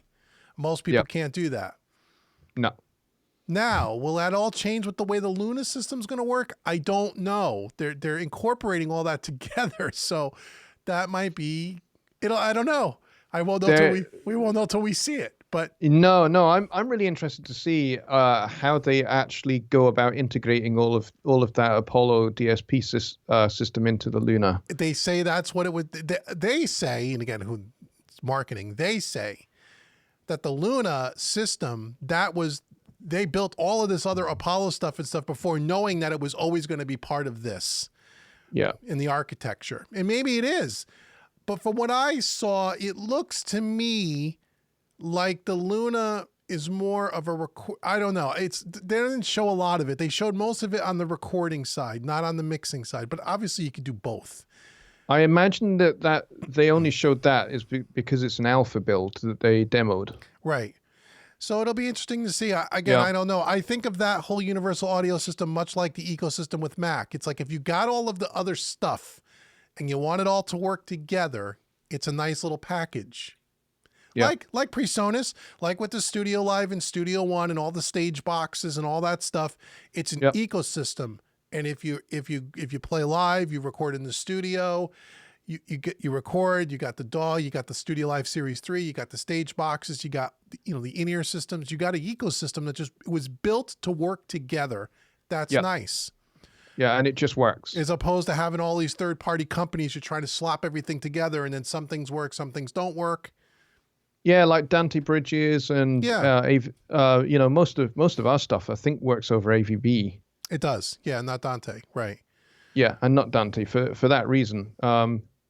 But Donnie says, "Do you guys know something I don't about what Presonus has coming?" No. No. Simple answer, no. And even if we did, we couldn't tell you anyway. Exactly. But they always got... I know some stuff, and they always blow me away about how much more stuff comes out every 3 or 4 months than I even know about. I mean, I don't know if they got like little elves over there making... I mean, they come out with like a whole line of products. It seems like every 6 months, every NAMM. It's really amazing, which is great, So I'm sure there's a bunch of new stuff coming, but who the hell knows what it is or when it's coming. I've often thought, their product department must be like a 24-hour place, NC43, hey Dave and Johnny, what's up? Hey NC, what's going on? J-Rock Nurse, because of you two, I'll surely go Presonus. Oh, that's cool, man. Thanks. Well, so we're here to support you. So if you have any problems, let us know. Let's see. NC says, I always stay one update behind to play it safe. Yeah, if you're talking about Mac, I usually stay 2. But that's just me. Yeah, you can't on Windows, you can't really safely stay that far behind. Right. Donnie says, I'm almost finished with my new home studio. Cool, man. I had a local Nashville company come out and figure out my cabling, and I ordered what is needed. Hope to be up and running soon. Hey, man, congratulations. That's great. Make sure you post some pictures and stuff. We'd love to see it. You can put it on our Facebook pages. I'd love to see your studio. That's awesome. If you're going to, this is the time to buy gear, right? Mike says, I found under Windows 10 services menu how to disable the updates on home. Mike's found something on how to disable the services on home. It's called the Update Orchestra service.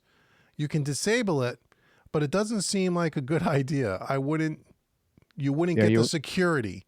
Okay. Yeah. All right. That's good. It's good info. Not a good idea. No. Okay. Donnie says, the Octo is my answer for now. Cool. Do you guys know something? Oh, he's asking about the Presonus stuff. Nope. Can I use a Windows card in a Mac system? Oh, a PCIe? No, you can't. No. You have to buy, the Mac system, unless you got the cash to buy the brand new Mac Pro, which starts at about $6,000. Or if you have an old one from 2009, you could buy a PCIe card for that, but it's got to be for Mac. So the PCIe card, you'll see on the box, it says Mac or PC. They look exactly the same, but they're different. Don't make the mistake I made back in 2009. You put the wrong card in? Yeah. I bought the wrong card, yeah. Let's see. Donnie says your card and capabilities is what is having me run short on your training courses. There's probably, I don't know which courses specifically. I mean, I don't think there is. Maybe Mixing Made Easy Volume 1. I may have been heavily in UA at that time, but since that time, because I know most of you guys don't have it, very few of my courses use a lot of UA plugins. Some of them, even in mixingmadeeasy.net, I rarely use them. Every now and again, I'll grab a plugin just because, but I try to stay away from the full universal audio mix because I know you guys don't have the same hardware to support it. But I probably have done a few where maybe I've done where we're only going to use stuff on the buses and we're not going to process on the tracks. And I did that for that reason. So I'm not sure which course specifically, Donnie, that you're talking about. It's probably one of the older ones. Let me know.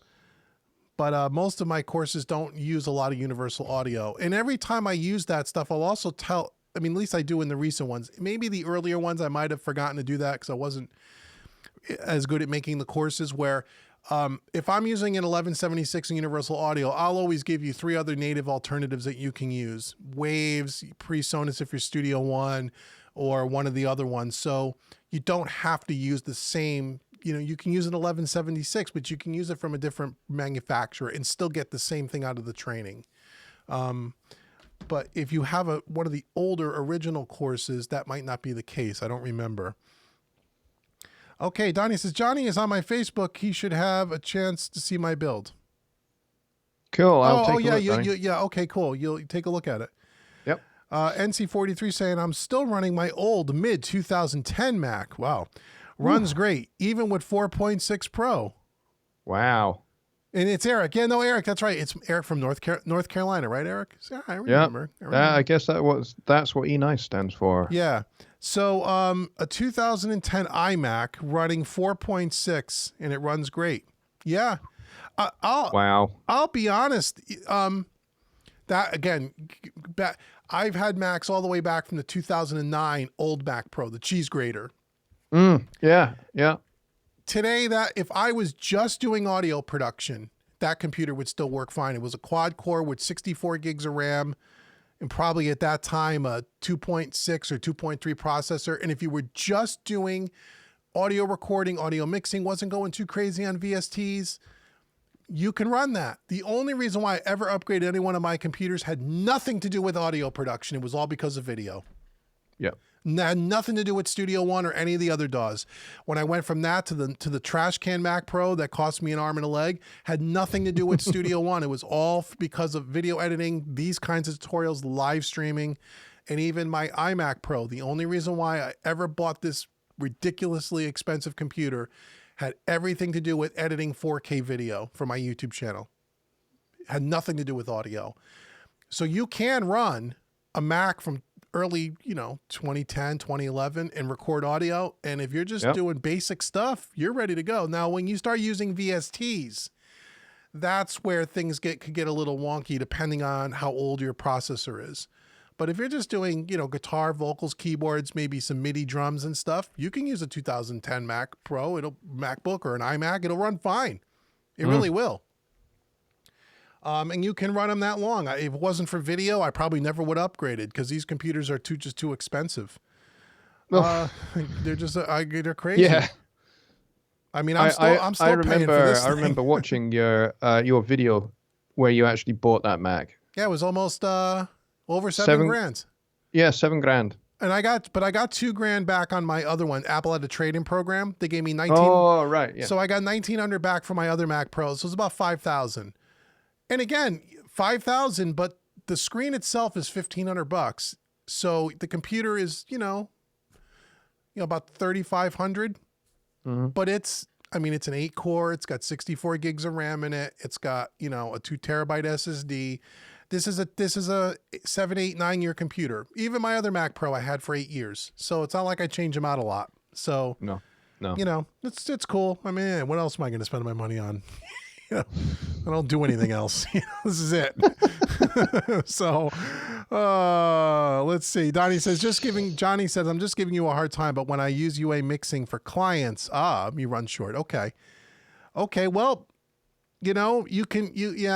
I mean, if you want to go strictly UA, you got one of two choices: buy lots of hardware or you can supplement them with some other native plugins.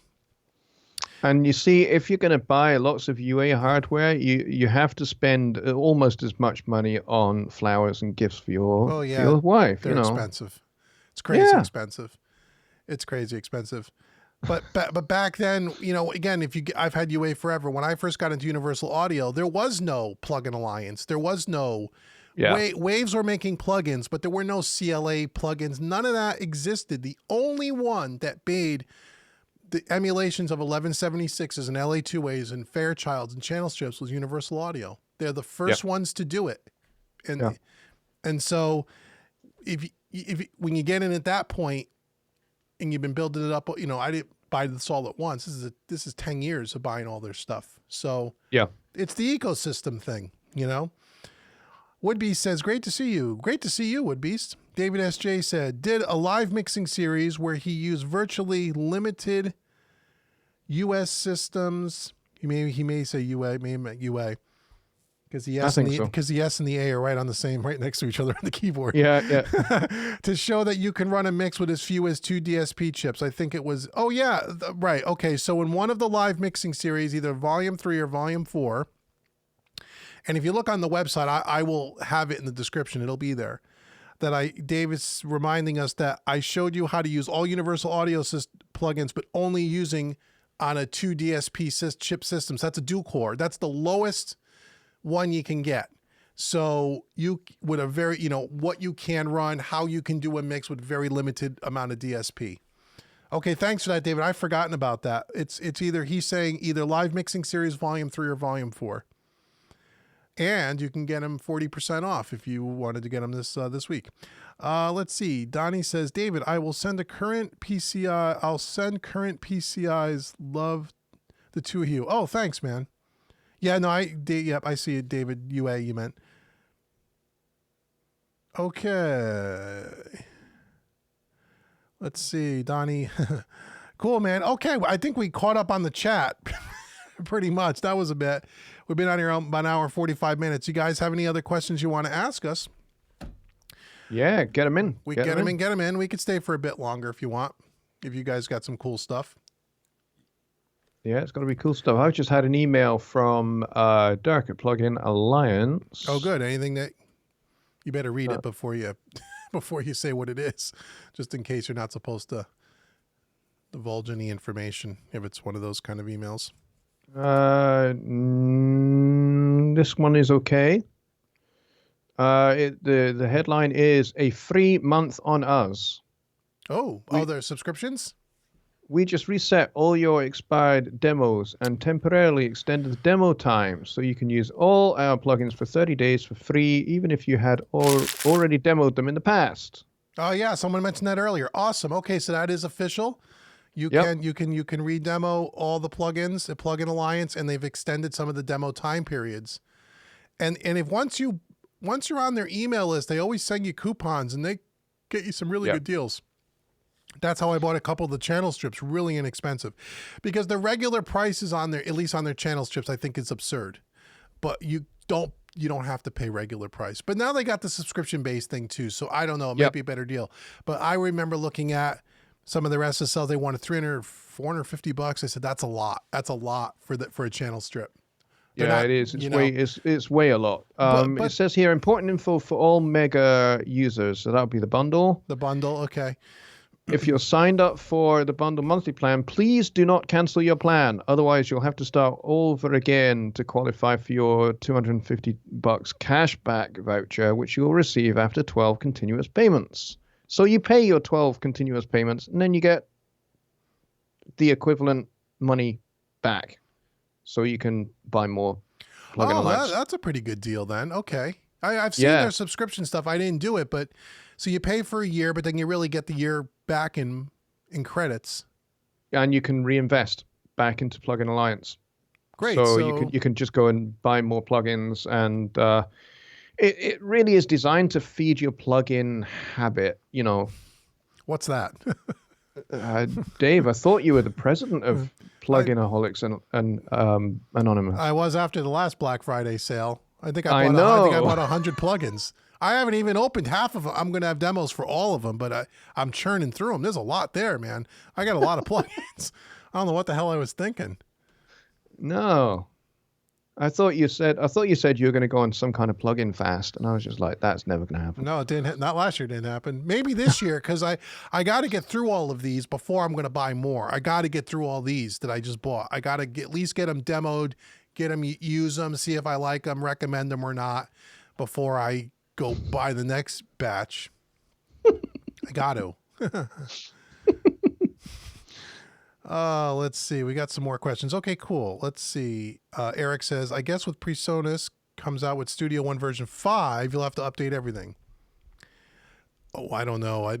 I don't know anything about 5. No, I have no idea what you're talking about. But I'm sure there'll be a 5, and I'm sure there'll be a 6, and I'm sure there'll be a 7 at one point in time. It's chronological after all. Yeah, it will happen, I'm sure. When it's coming, I don't know. No. David S.J. says, either way, thanks to both you gentlemen for a very pleasant evening. Oh, you're welcome. David, that offer for the PC build is for real anytime.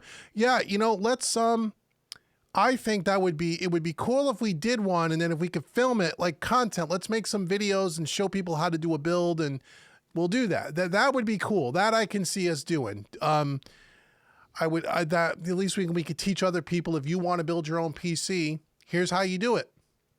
And if you got the skill set to do that, and I got the skill set to film it and ask all the stupid questions that most people would ask, because I don't know anything about that stuff, maybe we could partner up and make some content out of it. It'd be fun.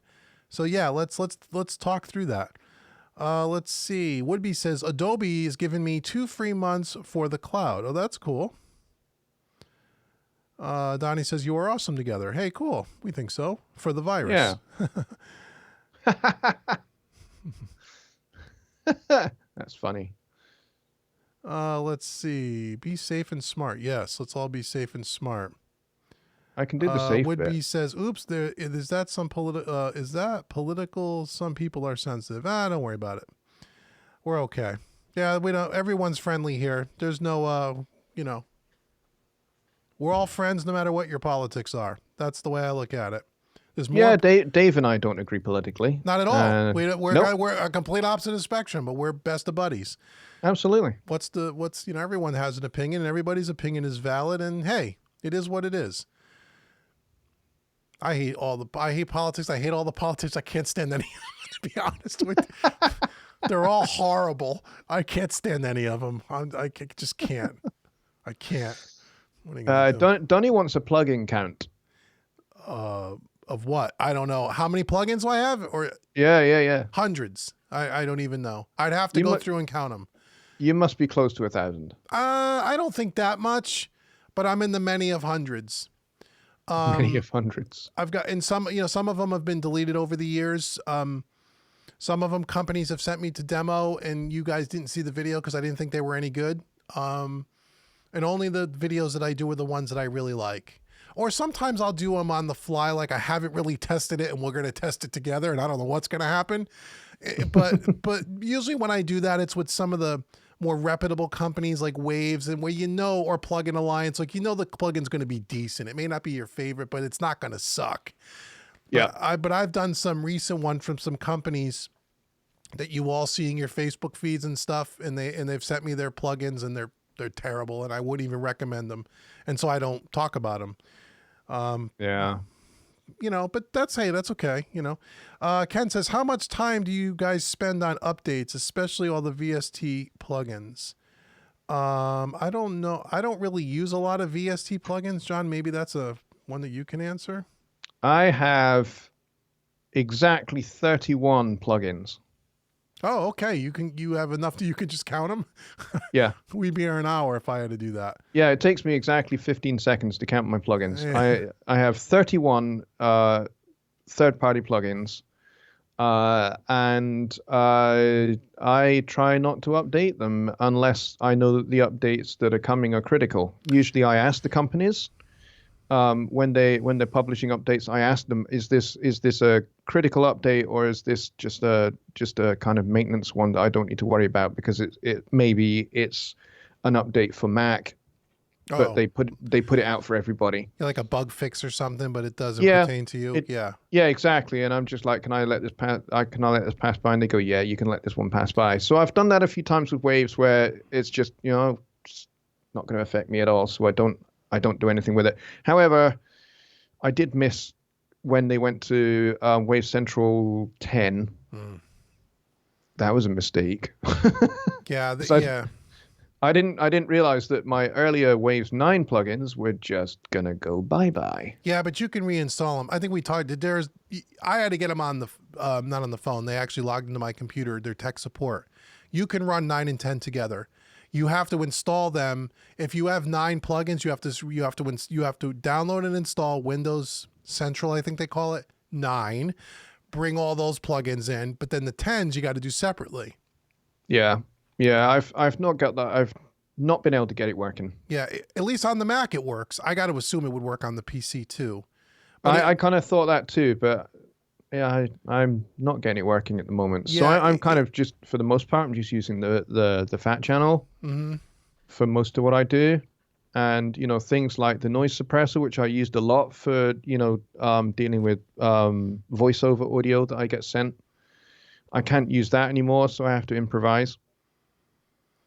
I'd love to find another kind of noise, really, really good noise suppressor. I don't know of one. Paul says, I'm still running Studio One 454. Should I update or just do a separate install?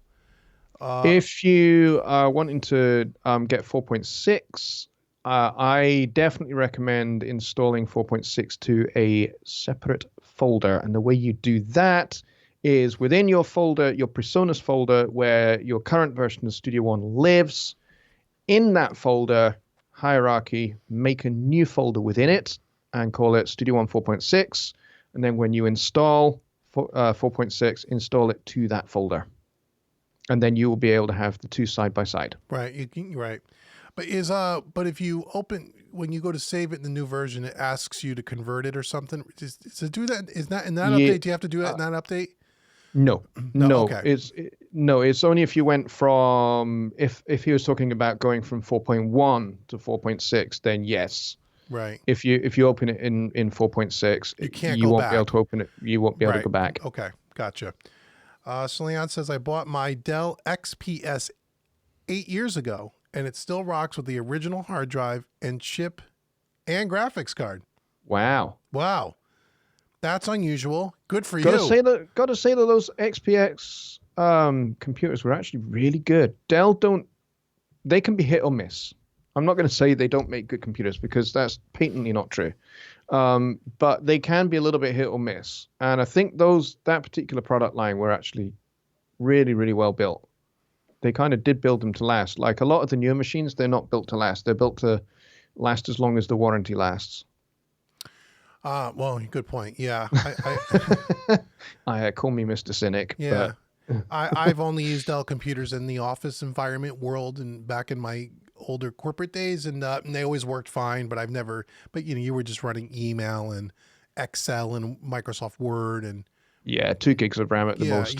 Those will work fine, but I've never really tried to run them for audio production. But if it's working for you, man, that's great.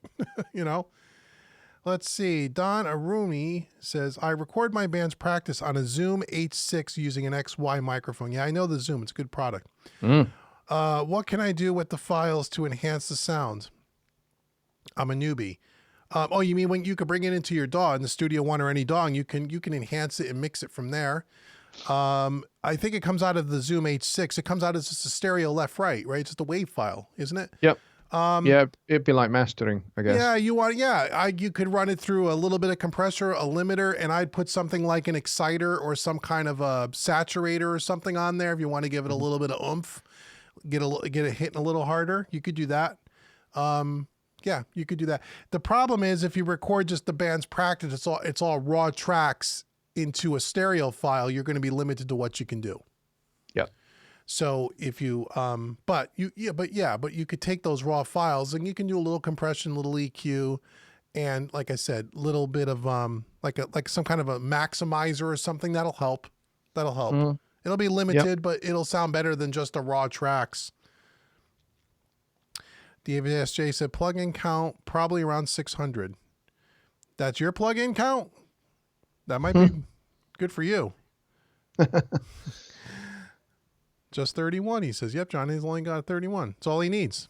I don't need all the plugins I have. I don't need most of them. Well, I got a video coming out. I recorded it this week. It's probably 3 or 4 weeks from now.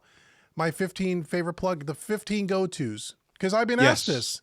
Which ones do you, if you were paying me to mix your song and it was a client project, what would I use? There's about 15 that I use all the time. Yep. All the other ones that are great, the ones that you guys see me use, they are great. But most of them I use for teaching purposes, just so every course has different plugins and I can expose you guys to different things. It's not because I need all those plugins. I don't need most of them. I really don't.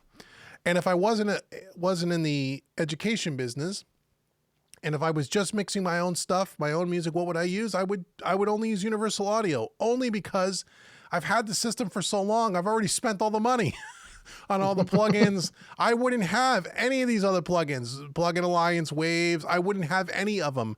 Not because they're not great. It's because I already got them all in the UA platform. And at the end of the day, in a final mix, does anybody know the difference between the Universal Audio 1176 and the PreSonus 1176? No. No. They all sound a little different. You can say better. I can say, maybe not so better. But in the end, they all sound good. So I only use them. Yeah, exactly. I only use them for just because it's more for a business thing. And I like playing with them. I love the plugins, but I don't need any of them. But they're fun to play with. Donny Hill says, Johnny, it's nice to see that you've done so much with what you have. Well, I made a record in 2016 called Belonging to Tomorrow, which is a 5-song EP. And I mixed that with just 4 plugins. There you go. Just 4. The Pro EQ, compressor, the analog delay, and the room reverb. And that's all I used. Yep, and the record sounds good. Yeah. Yeah. It's there's nothing wrong. There's nothing wrong with that. If stock plugins, whether he's using in that case, he's talking about using just stock plugins, whether, would a third party plugin sound different? It would sound different. Yeah, it would. Would it sound better? That's subjective. Maybe to you it might, to me it may not. I don't know. It all depends. Well, I did a series on my channel where I remixed one of my songs from that record, where I actually used some of the Plugin Alliance and Waves plugins that I have now.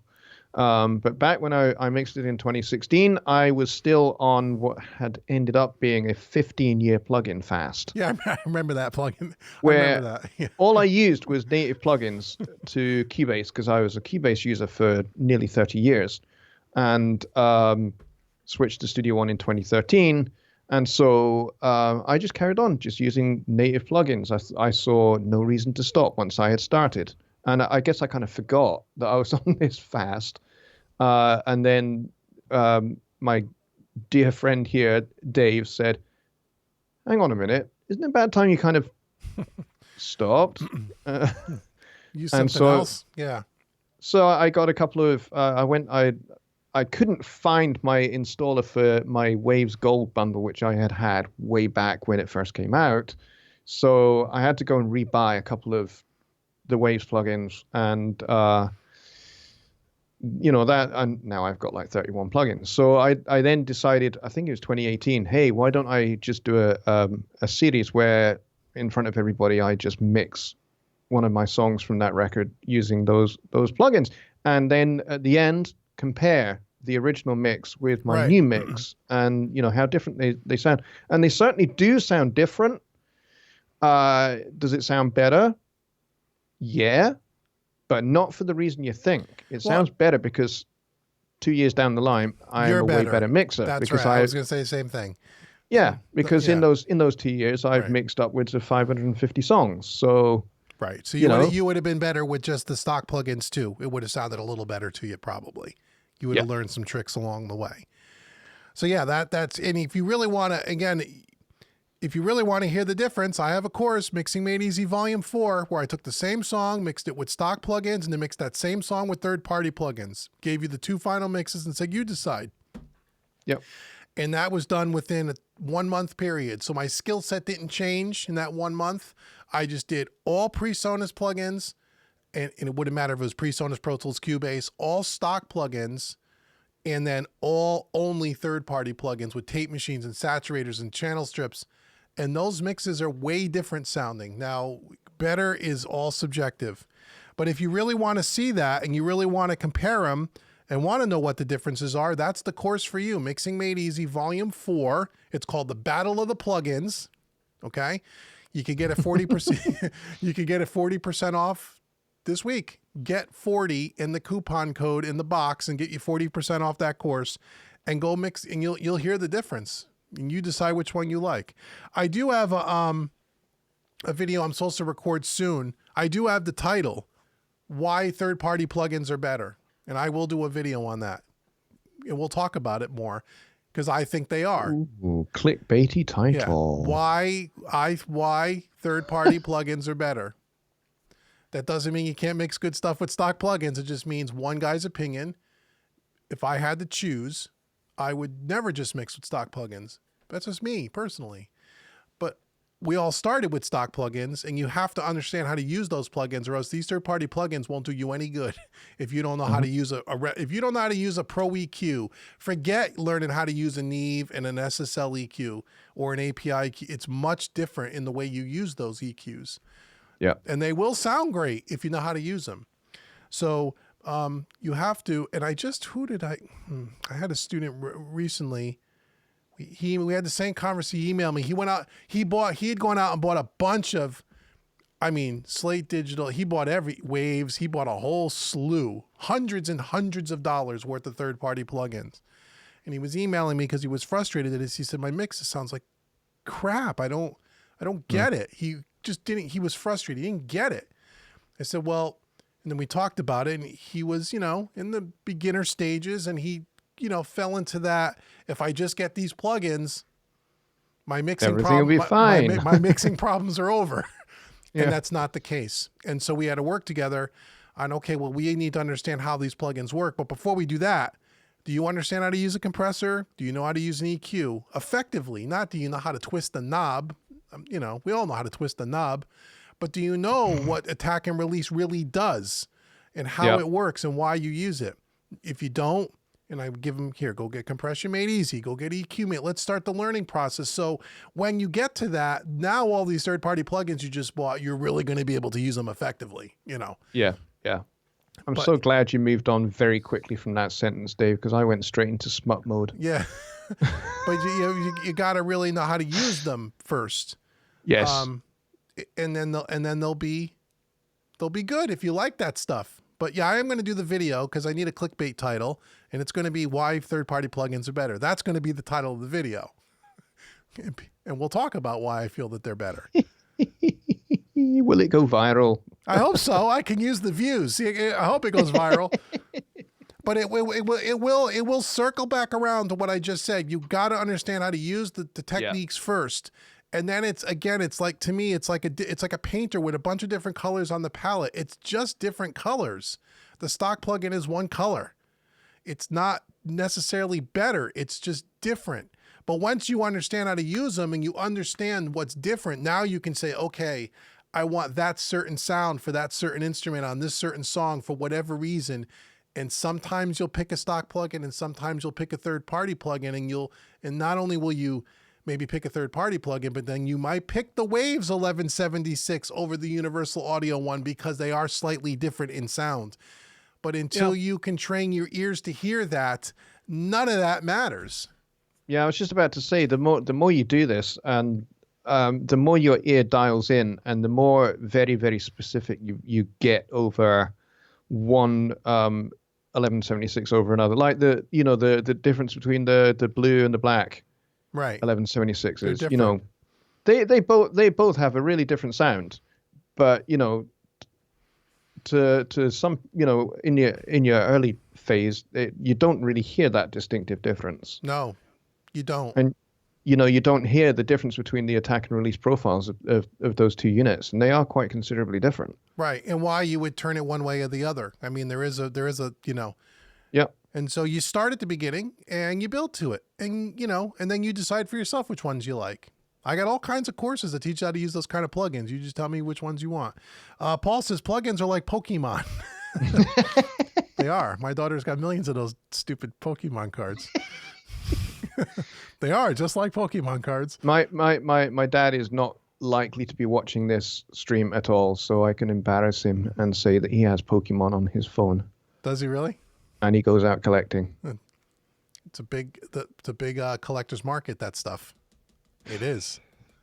Man. Mike says he's got to go. Thanks, Dave and Johnny. Awesome stream. You guys need to do this more often. Yeah, I think we do. We haven't done one in a while. Yeah. We will. Yeah, we will. Especially not everyone's going to be cooped up for who knows how long. the next 2 years at the rate we're going, who knows? We could be doing this a lot longer than we think. See all of those bunkers built in the 60s. This is now we know what they're for. Now they're right. Donnie says I have well over 100 plugins I never use. Wasted money. Well, that is part of the that is part of the problem, and that's where you gotta have some control, because you'll find that in the end you'll find 15, 20 that you love, and the other ones you probably won't use unless you're a teacher like we are and you use them for education purposes. You won't need them all, and they would be a waste of money at that point. But then again, you could demo all these plugins with most of these manufacturers. So I would demo everything before I bought it, and only buy it if you really, really, really, if it's something that your other plugins don't do. You know what I mean? Yeah. If it's something that you don't need to have 4 1176 plugins by 4 different manufacturers. You really don't. No, you don't. So if but should you have an 1176 style and an LA2A style? Probably. They're very, very different from each other. And regardless of which ones you buy, or if you just use the ones that come in Studio One for free, you have those, and those are very different. And I would have one of each, or Fairchild or something like that, and again, in the video I got coming up in a couple of weeks, my 15 go-tos, I talk about 1176, an LA2A, and a Fairchild. Essential. Very, very different. Used on very different things. And those are 3 that I use all the time. All the time. But, So anyway. I agree. I mean, I'm a drummer by trade. And, a lot of my drumming colleagues, friends, they'll have like one cymbal set from one company. They'll have like a Zildjian set, or they'll have a Sabian set, or they have a Paiste set, or those kind of things. Not me. I have a K Constantinople Ride, which is just absolutely gorgeous, and then I have a couple of Sabian crashes. I have a couple of Meinl crashes. I have a Paiste Splash. I have a pair of hi-hats that are old Turkish K Zildjian from 1943. Oh, wow. I also have a ride cymbal that they were my grandfather's cymbals, so I have his ride cymbal and his hi-hats. But it's just like I have different cymbals from different manufacturers because I like that color of that particular crash. I like that particular crash. I like that particular splash. I like that particular ride. And that's kind of how I, over nearly 40 years of playing, how I assembled my sound. That's my sound now. And I've kind of done the same with plugins. I've got 31 plugins, and they are 31 hand-picked plugins. Right. Because I like that sound. I like that 1176. I don't like that 1176, so I'm not going to have that one. Right. I like that LA2. I like that Neve. I like, and so that's kind of how I've assembled my plugins. It's not necessarily a conventional way of purchasing plugins. Most people buy bundles these days. Well, I don't. I'm not a bundle kind of guy. I kind of learned that from having Slate Digital. Thank you, Dave, for that for my birthday. Right. Yeah. No. Yeah. That's you have handpicked certain things from different companies of things that you just personally like. Yeah. And that's a great way to do it. I mean, there's nothing wrong with that. I mean, there really isn't. Or you could buy a bundle if you like the bundle stuff. In the end, it's a tool. It's just a tool, and it's just a matter of, in the end, if you're a good mixing engineer and you have good ears, you can mix with anything and make it sound great.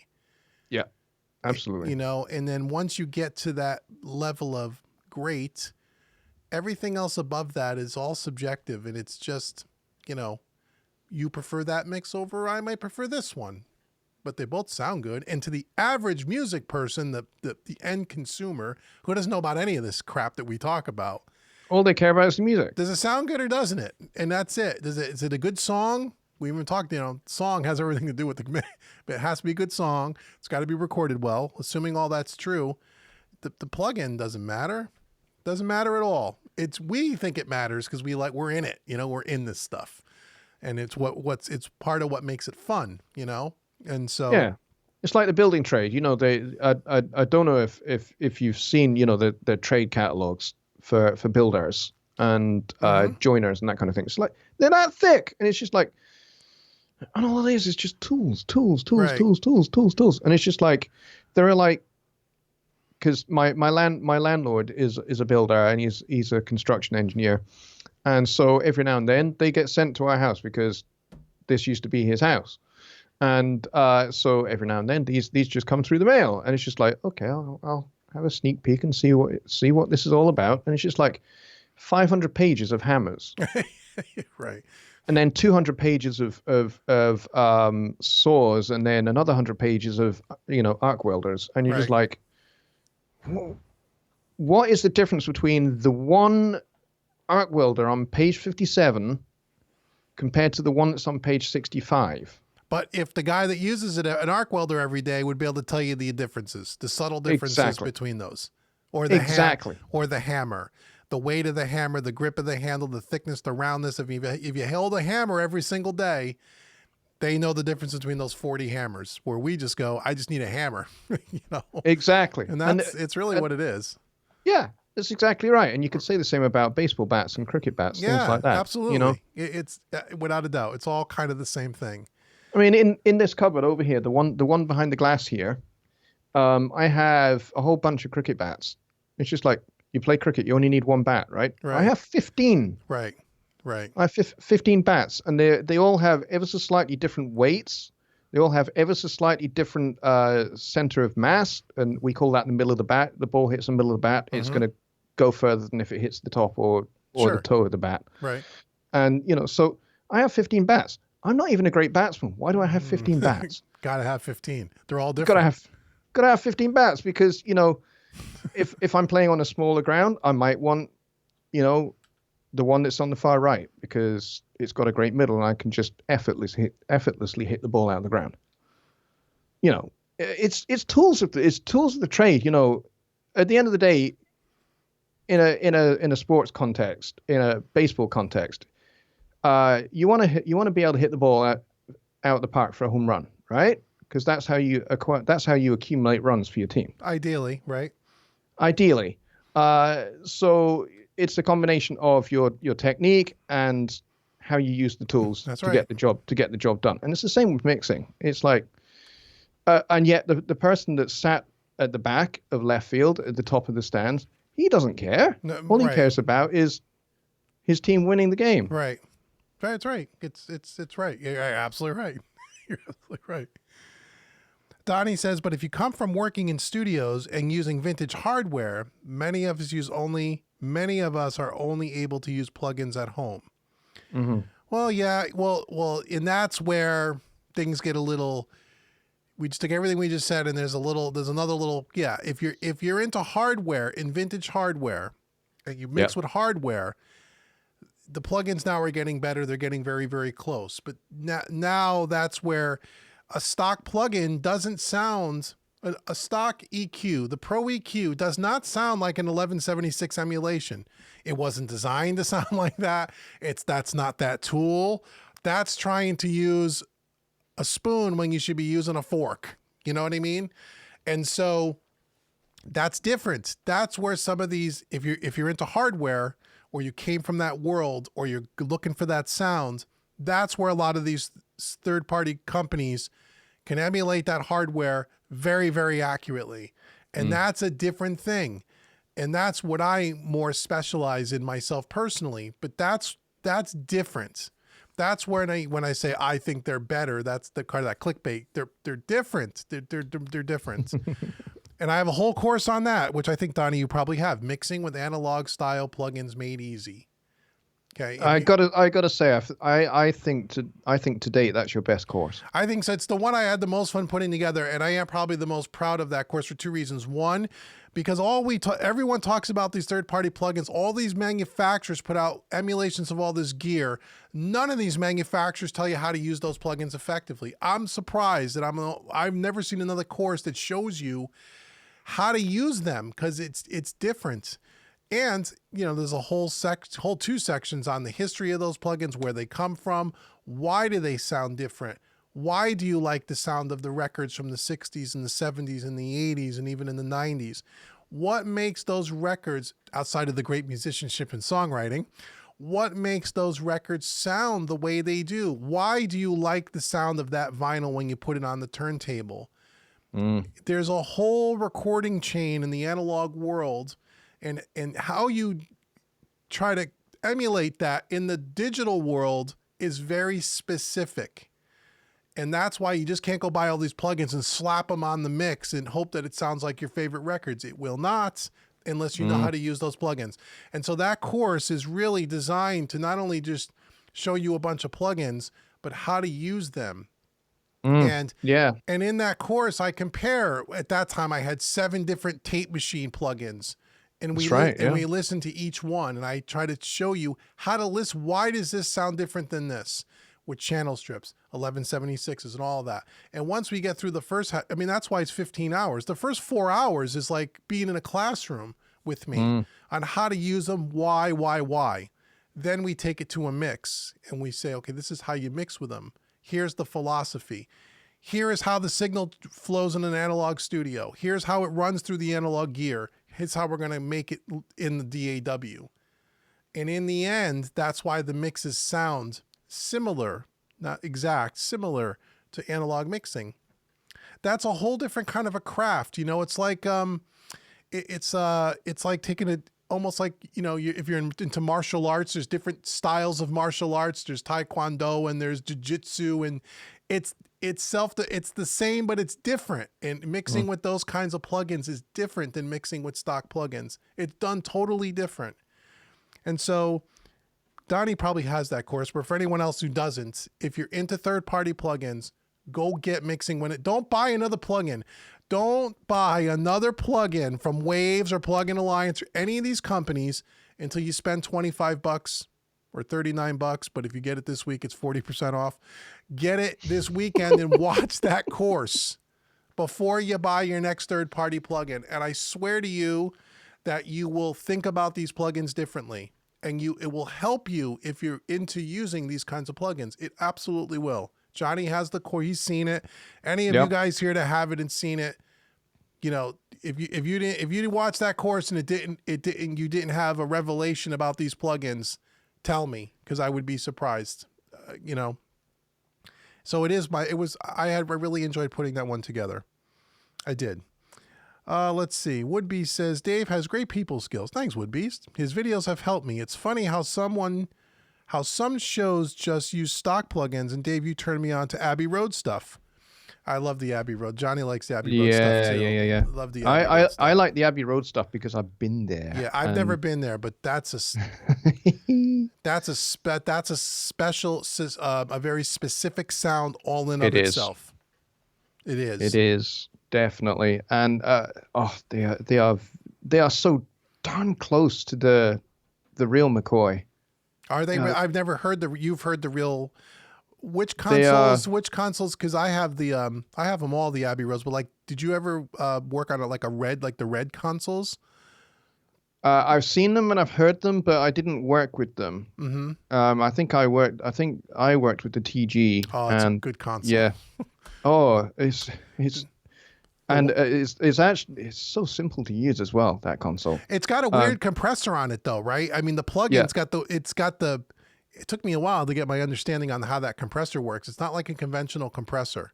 No. But it sounds great once you know how to use it. Yeah, it really cooks. And you run that into one of the tape machines like the J37. Which it's a good tape machine. I love the sound of the 37. You compare that to something like an ADT or a Studer, and it's just so different sounding and so warm, so well rounded. Yeah, a lot of the Abbey Road stuff, to me, I always think Abbey Road, and I instantly think warm. Some people say dark. I don't think of it as dark. It's warm to me. Maybe they are a hair dark, but that's okay because I kind of like that kind of tonality anyway. It's that 60s, early 70s sound to me. Yeah, I mean a lot of the early British funk records and of course the Beatles records were all made there. But the early British funk records from like the late 1960s, so kind of like 68 through to 75 maybe. a lot of the classic funk records were British funk records anyway were cut there, and they are kind of they're warm, yes, and they are a bit dark, but they're also they're quite edgy, quite aggressive sounding as well. There's lots of color, there's lots of saturation there to be had, quite spicy. And I really like that sound. And if I could, I don't have it yet, but I've been really tempted because Waves are doing a sale to just get the whole rest of the Abbey Road collection, because I've only got the TG and the J37.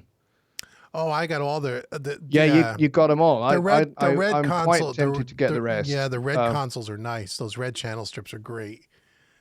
I'm really tempted to go and get the rest of it, and kind of actually just maybe mix one of my old songs, Abbey Road style, and see how that comes out, because that kind of sound is kind of I love that sound, as I say, because I was there for a little while. I wasn't there for long. I was only there for like 8 months, but it was 8 glorious months. Yeah, that's an awesome experience. I've never been, so I mean that's great. Woodby says, look at guitar players like Eric Clapton, who has his own sounds. He has foot pedals, etc., to get that sound. Opened up his mind to let more sounds in. Just a Strat and an amp. Yeah, plugged in. Right. Yeah. It's similar, right? So you have an amp guitar and an amp, and then you have a certain set of effects, and you have a sound. Like Jeff Beck as well. I mean, Jeff Beck, I don't think I saw him at Ronnie Scott's a few times in London, Ronnie Scott's Jazz Club. Don't think I've ever seen him use a plectrum. No, he does. He plays with his fingers, doesn't he? Yeah, he's a fingerstyle electric guitar player. But and that's why he has such a broad palette of different sounds that he can get. Right. Yeah, and it's uniquely his sound because of the way he applies his nails and the pads of his fingers to the strings, and of course the thickness, the grades of the strings that he uses as well. But he has a wonderful sound. I don't know whether Clapton and Beck have shared the same stage and played together or not, but I would love to see that. Search YouTube. My guess is they probably have. I mean, in their later years, they probably have collabed. I would imagine so. I'd love to. Maybe one is joined, on a guest spot on a show or something. Donnie Hill says it comes back to what works for you. Agreed. Absolutely. That is the number one doing studio work. They are still using hardware. Yeah, but most commercial studios are using hardware. Yep, that's true. Ken Moss says, yep, great course. Thank you, Ken. The thing with the fact that commercial studios are all using the hardware is because a lot of dollars have been invested in the hardware. So it's kind of like once you have that kind of it's like we're going back to what we were saying earlier about ecosystems. Once you've bought into something like the Pro Tools HD system, that's an ecosystem. And arguably, you could say that they were the first to kind of develop that kind of ecosystem concept. Yeah, for sure. Arguably, and so you end up with systems where you have SSL consoles, a Pro Tools HD rig, and outboard 1176s and Fairchilds and all of that stuff. The kind of stuff you see in Chris Lord-Alge's studio, where he's got like wardrobes effectively filled with gear, and he's bought into that system over years. Oh yeah, 30 years. Yeah, I mean he didn't buy all that last week. I mean, he's been building that up his whole career. So once you're in it, and it's he knows he has a workflow and a system, and he makes great, because you can make great records doing that too, and it works. So why change? He has some plugins too, and he has his name on some stuff, and they're okay, But I wonder, most of that's endorsement stuff, and is he mixing Green Day's record with his plugin as opposed to the 1176 in the rack behind him? No, I would highly doubt it. But that's just because that's his workflow. That doesn't mean you couldn't do it with his plugins. No. I mean, it takes a brave person to basically chuck out your console, and I've really only heard of two in particular that have. Andrew Sheps being one. He got rid of his SSL. Yep, he does everything in the box. He does everything in the box on a laptop. Right. with a pair of crappy headphones and he just mixes really great sounding records. And then there's Ronan Chris Murphy. Right. That's right. Yeah. He recently did that. He got rid of his console as well. Yeah. Right. But you also got when you're mixing records of that caliber, you also got to remember too, the musicianship is superb. The tracking of those records are so when one of those engineers gets a whoever the artist is, and they load it into the Pro Tools on the SSL, and there's nothing done to it, and they just push the faders up to Unity and do a static mix. And it already sounds glorious. That's 80% of the record's done. Yep. That's why we always say it's the recording, it's the songwriting, it's the musicianship. Yes, they recorded with some EQ and compression on the way in. Not a lot, but they committed to the sound. They put it on tape, as it were, Pro Tools. And when he pushes up those faders, that song is nearly done. Yeah. And what is he doing? He's tweaking and sweetening, and now it's panning. It's all the other creative stuff, automation, but the raw sounds are there. Yeah. And there's not a lot of processing. My guess would be that when he mixes a record, he uses most of he has an SSL, right? So he's using most of the EQ and compression on his desk. And maybe on the vocal track, he patches in a hardware compressor and, or on a bass. I would bet you that in that, like you were saying, that wardrobe of gear, the 80% of it from mix to mixed isn't used all the time. Yeah. You know what I mean? So he may have most of the lifting is being done on the desk. There's a handful of pieces of gear he patches in for a mix. Next mix, maybe it's a different set of hardware because the song dictates the style, the vibe. Today it's the 1176. Tomorrow it's the Fairchild. Yes. Not all that shit in the background is all popped in on a mix. No way. It's just not, because the tracks already sound great. That's why the recording stage of this stuff is so much more important really than the mixing. Definitely. I mean, a great recording engineer, somebody like Roger Nichols, when Roger Nichols hands off a Steely Dan record to Elliot Shiner or someone like that for mixing, he doesn't have a whole lot to do because, Roger was one of the great recording engineers of our time, maybe after Rudy Van Gelder, but, I would put those two guys at the top of the tree personally. Yeah, and I think the recording engineer, recording is, I shouldn't say it's harder, more difficult than the mixing. To me, it is. I think that to get the recording tracks right, because there are so many more variables, right? Yes. The drum, every drum set's different, every guitar amp's different, every guitar player, so every recording session from the recording stage is vastly different. Where when you get to mixing, you can have like templates and workflows, right? And you have your basic structure and you're tweaking things, but the real heavy lifting is in the recording stage. Yep.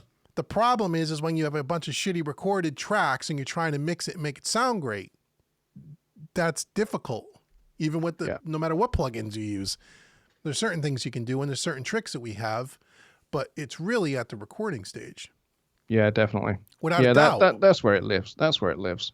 That without a doubt. I mean, Yeah, and you hire somebody like Chris Lord-Alge because you're not hiring just them, you're hiring their sound. His sound, he's known for big drums. He's known for that big rock, even though he does a lot of other records, but he's known for the big rock, big, beefy, heavy guitars, big drums, punchy in the face music. Yeah. A lot of people don't know. He's mixed a lot of very delicate Fleetwood Mac records and, a lot of pretty stuff too, but he's known for that big sound. That's, you want big drums, big rock guitars, big in your face. He's one of the guys you would probably look to first. Yep. Yeah, exactly. But he has a whole staff of assistants and engineers that prep those files. So when he puts them on the desk, the mix is there. And he'll say that. If you go on waves.com, he has a lot of interviews with Chris Lord-Alge. He does a lot of stuff. And he'll say that. I've heard him say, I pushed up the faders. He goes, the record's got to be there. If the record's not there, I'm not a magician. The record's got to be there when I put up the faders. And then I put my thing on it. I put that Chris Lord-Alge thing on it, and I make decisions about automation and panning and delays and how we're going to spice it up. Yep. But he's not fixing a shitty kick drum. The kick drum's great when he gets it. He just makes it awesome. So that's the difference. Cool, It man. is. That's cool, man. So we've been on here 2.5 hours. We still got 32 people here. That's great. Wow, Good grief. You 32 people are absolutely bonkers. Yeah, you guys are nuts. Till it's not yap. But yeah, we will definitely over the next few weeks, I got to assume we're going to do a few more of these because again, we're all going to be cooped up. Everyone's going to have some extra free time. We'll put on we'll do some different stuff. Maybe next time we'll bring up Studio One. We'll do some mixing stuff. We didn't get to it tonight, but we'll take a look at some plugins or we'll do something also in Studio One and we'll take a bunch of questions, and do that stuff. Does that sound, definitely. Does that sound good? So we'll take a couple more questions. We'll say another 5 minutes or so, and then I got to head out because I got to eat something, and it's probably the middle of the night for you by this point. It's just midnight here now. Oh, okay, cool. So that's it. So that's it. We covered a lot of grounds. We covered a lot of ground. So yeah. So make sure, again, if you want to get some extra training, use the coupon code get 40% off anything on the website. I put everything up there, 40% off. Training pack, single, big, everything. You can do that this week. Just want to try to, help people. You need some extra things to do and trying to give everybody a break. So go check that out and, go pick up some of the courses we talked about tonight and let me know how you like them. And that's that. So Ken Moss says, go for it. Almost as long as Braveheart and just as entertaining. Well, great. Yeah, but there's only one genuinely Scottish guy here tonight. That's true. That's true. And next time we'll talk about, because I got a bunch of live stream stuff. We're talking, one of the things that are coming up, and actually Rick Nofke from PreSonus reached out to me. I know I can tell people this. With all the closings of all the venues, a lot of local musicians that make their livelihood playing out every night of the week. There's no gigs for these people. Yep, and I'm so, one of those. Yep, you're one of those people. And so, live streaming, home concerts, so to speak, is becoming a big thing. And so you could do it on YouTube, but there's also dedicated websites for musicians and artists to do this, where they can set up tickets where people can pay to get into the performance, where you can just have a tip jar where people can tip, or you can do free concerts, whatever.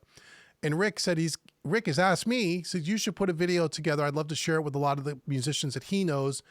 How do you go about that? A lot of musicians don't know, well, how do you do this live streaming? What we're doing is one form of it here, but there's a whole, and you can get as small and as easy or as large and complex as you want, with multiple cameras, like a real professional sounding and looking thing.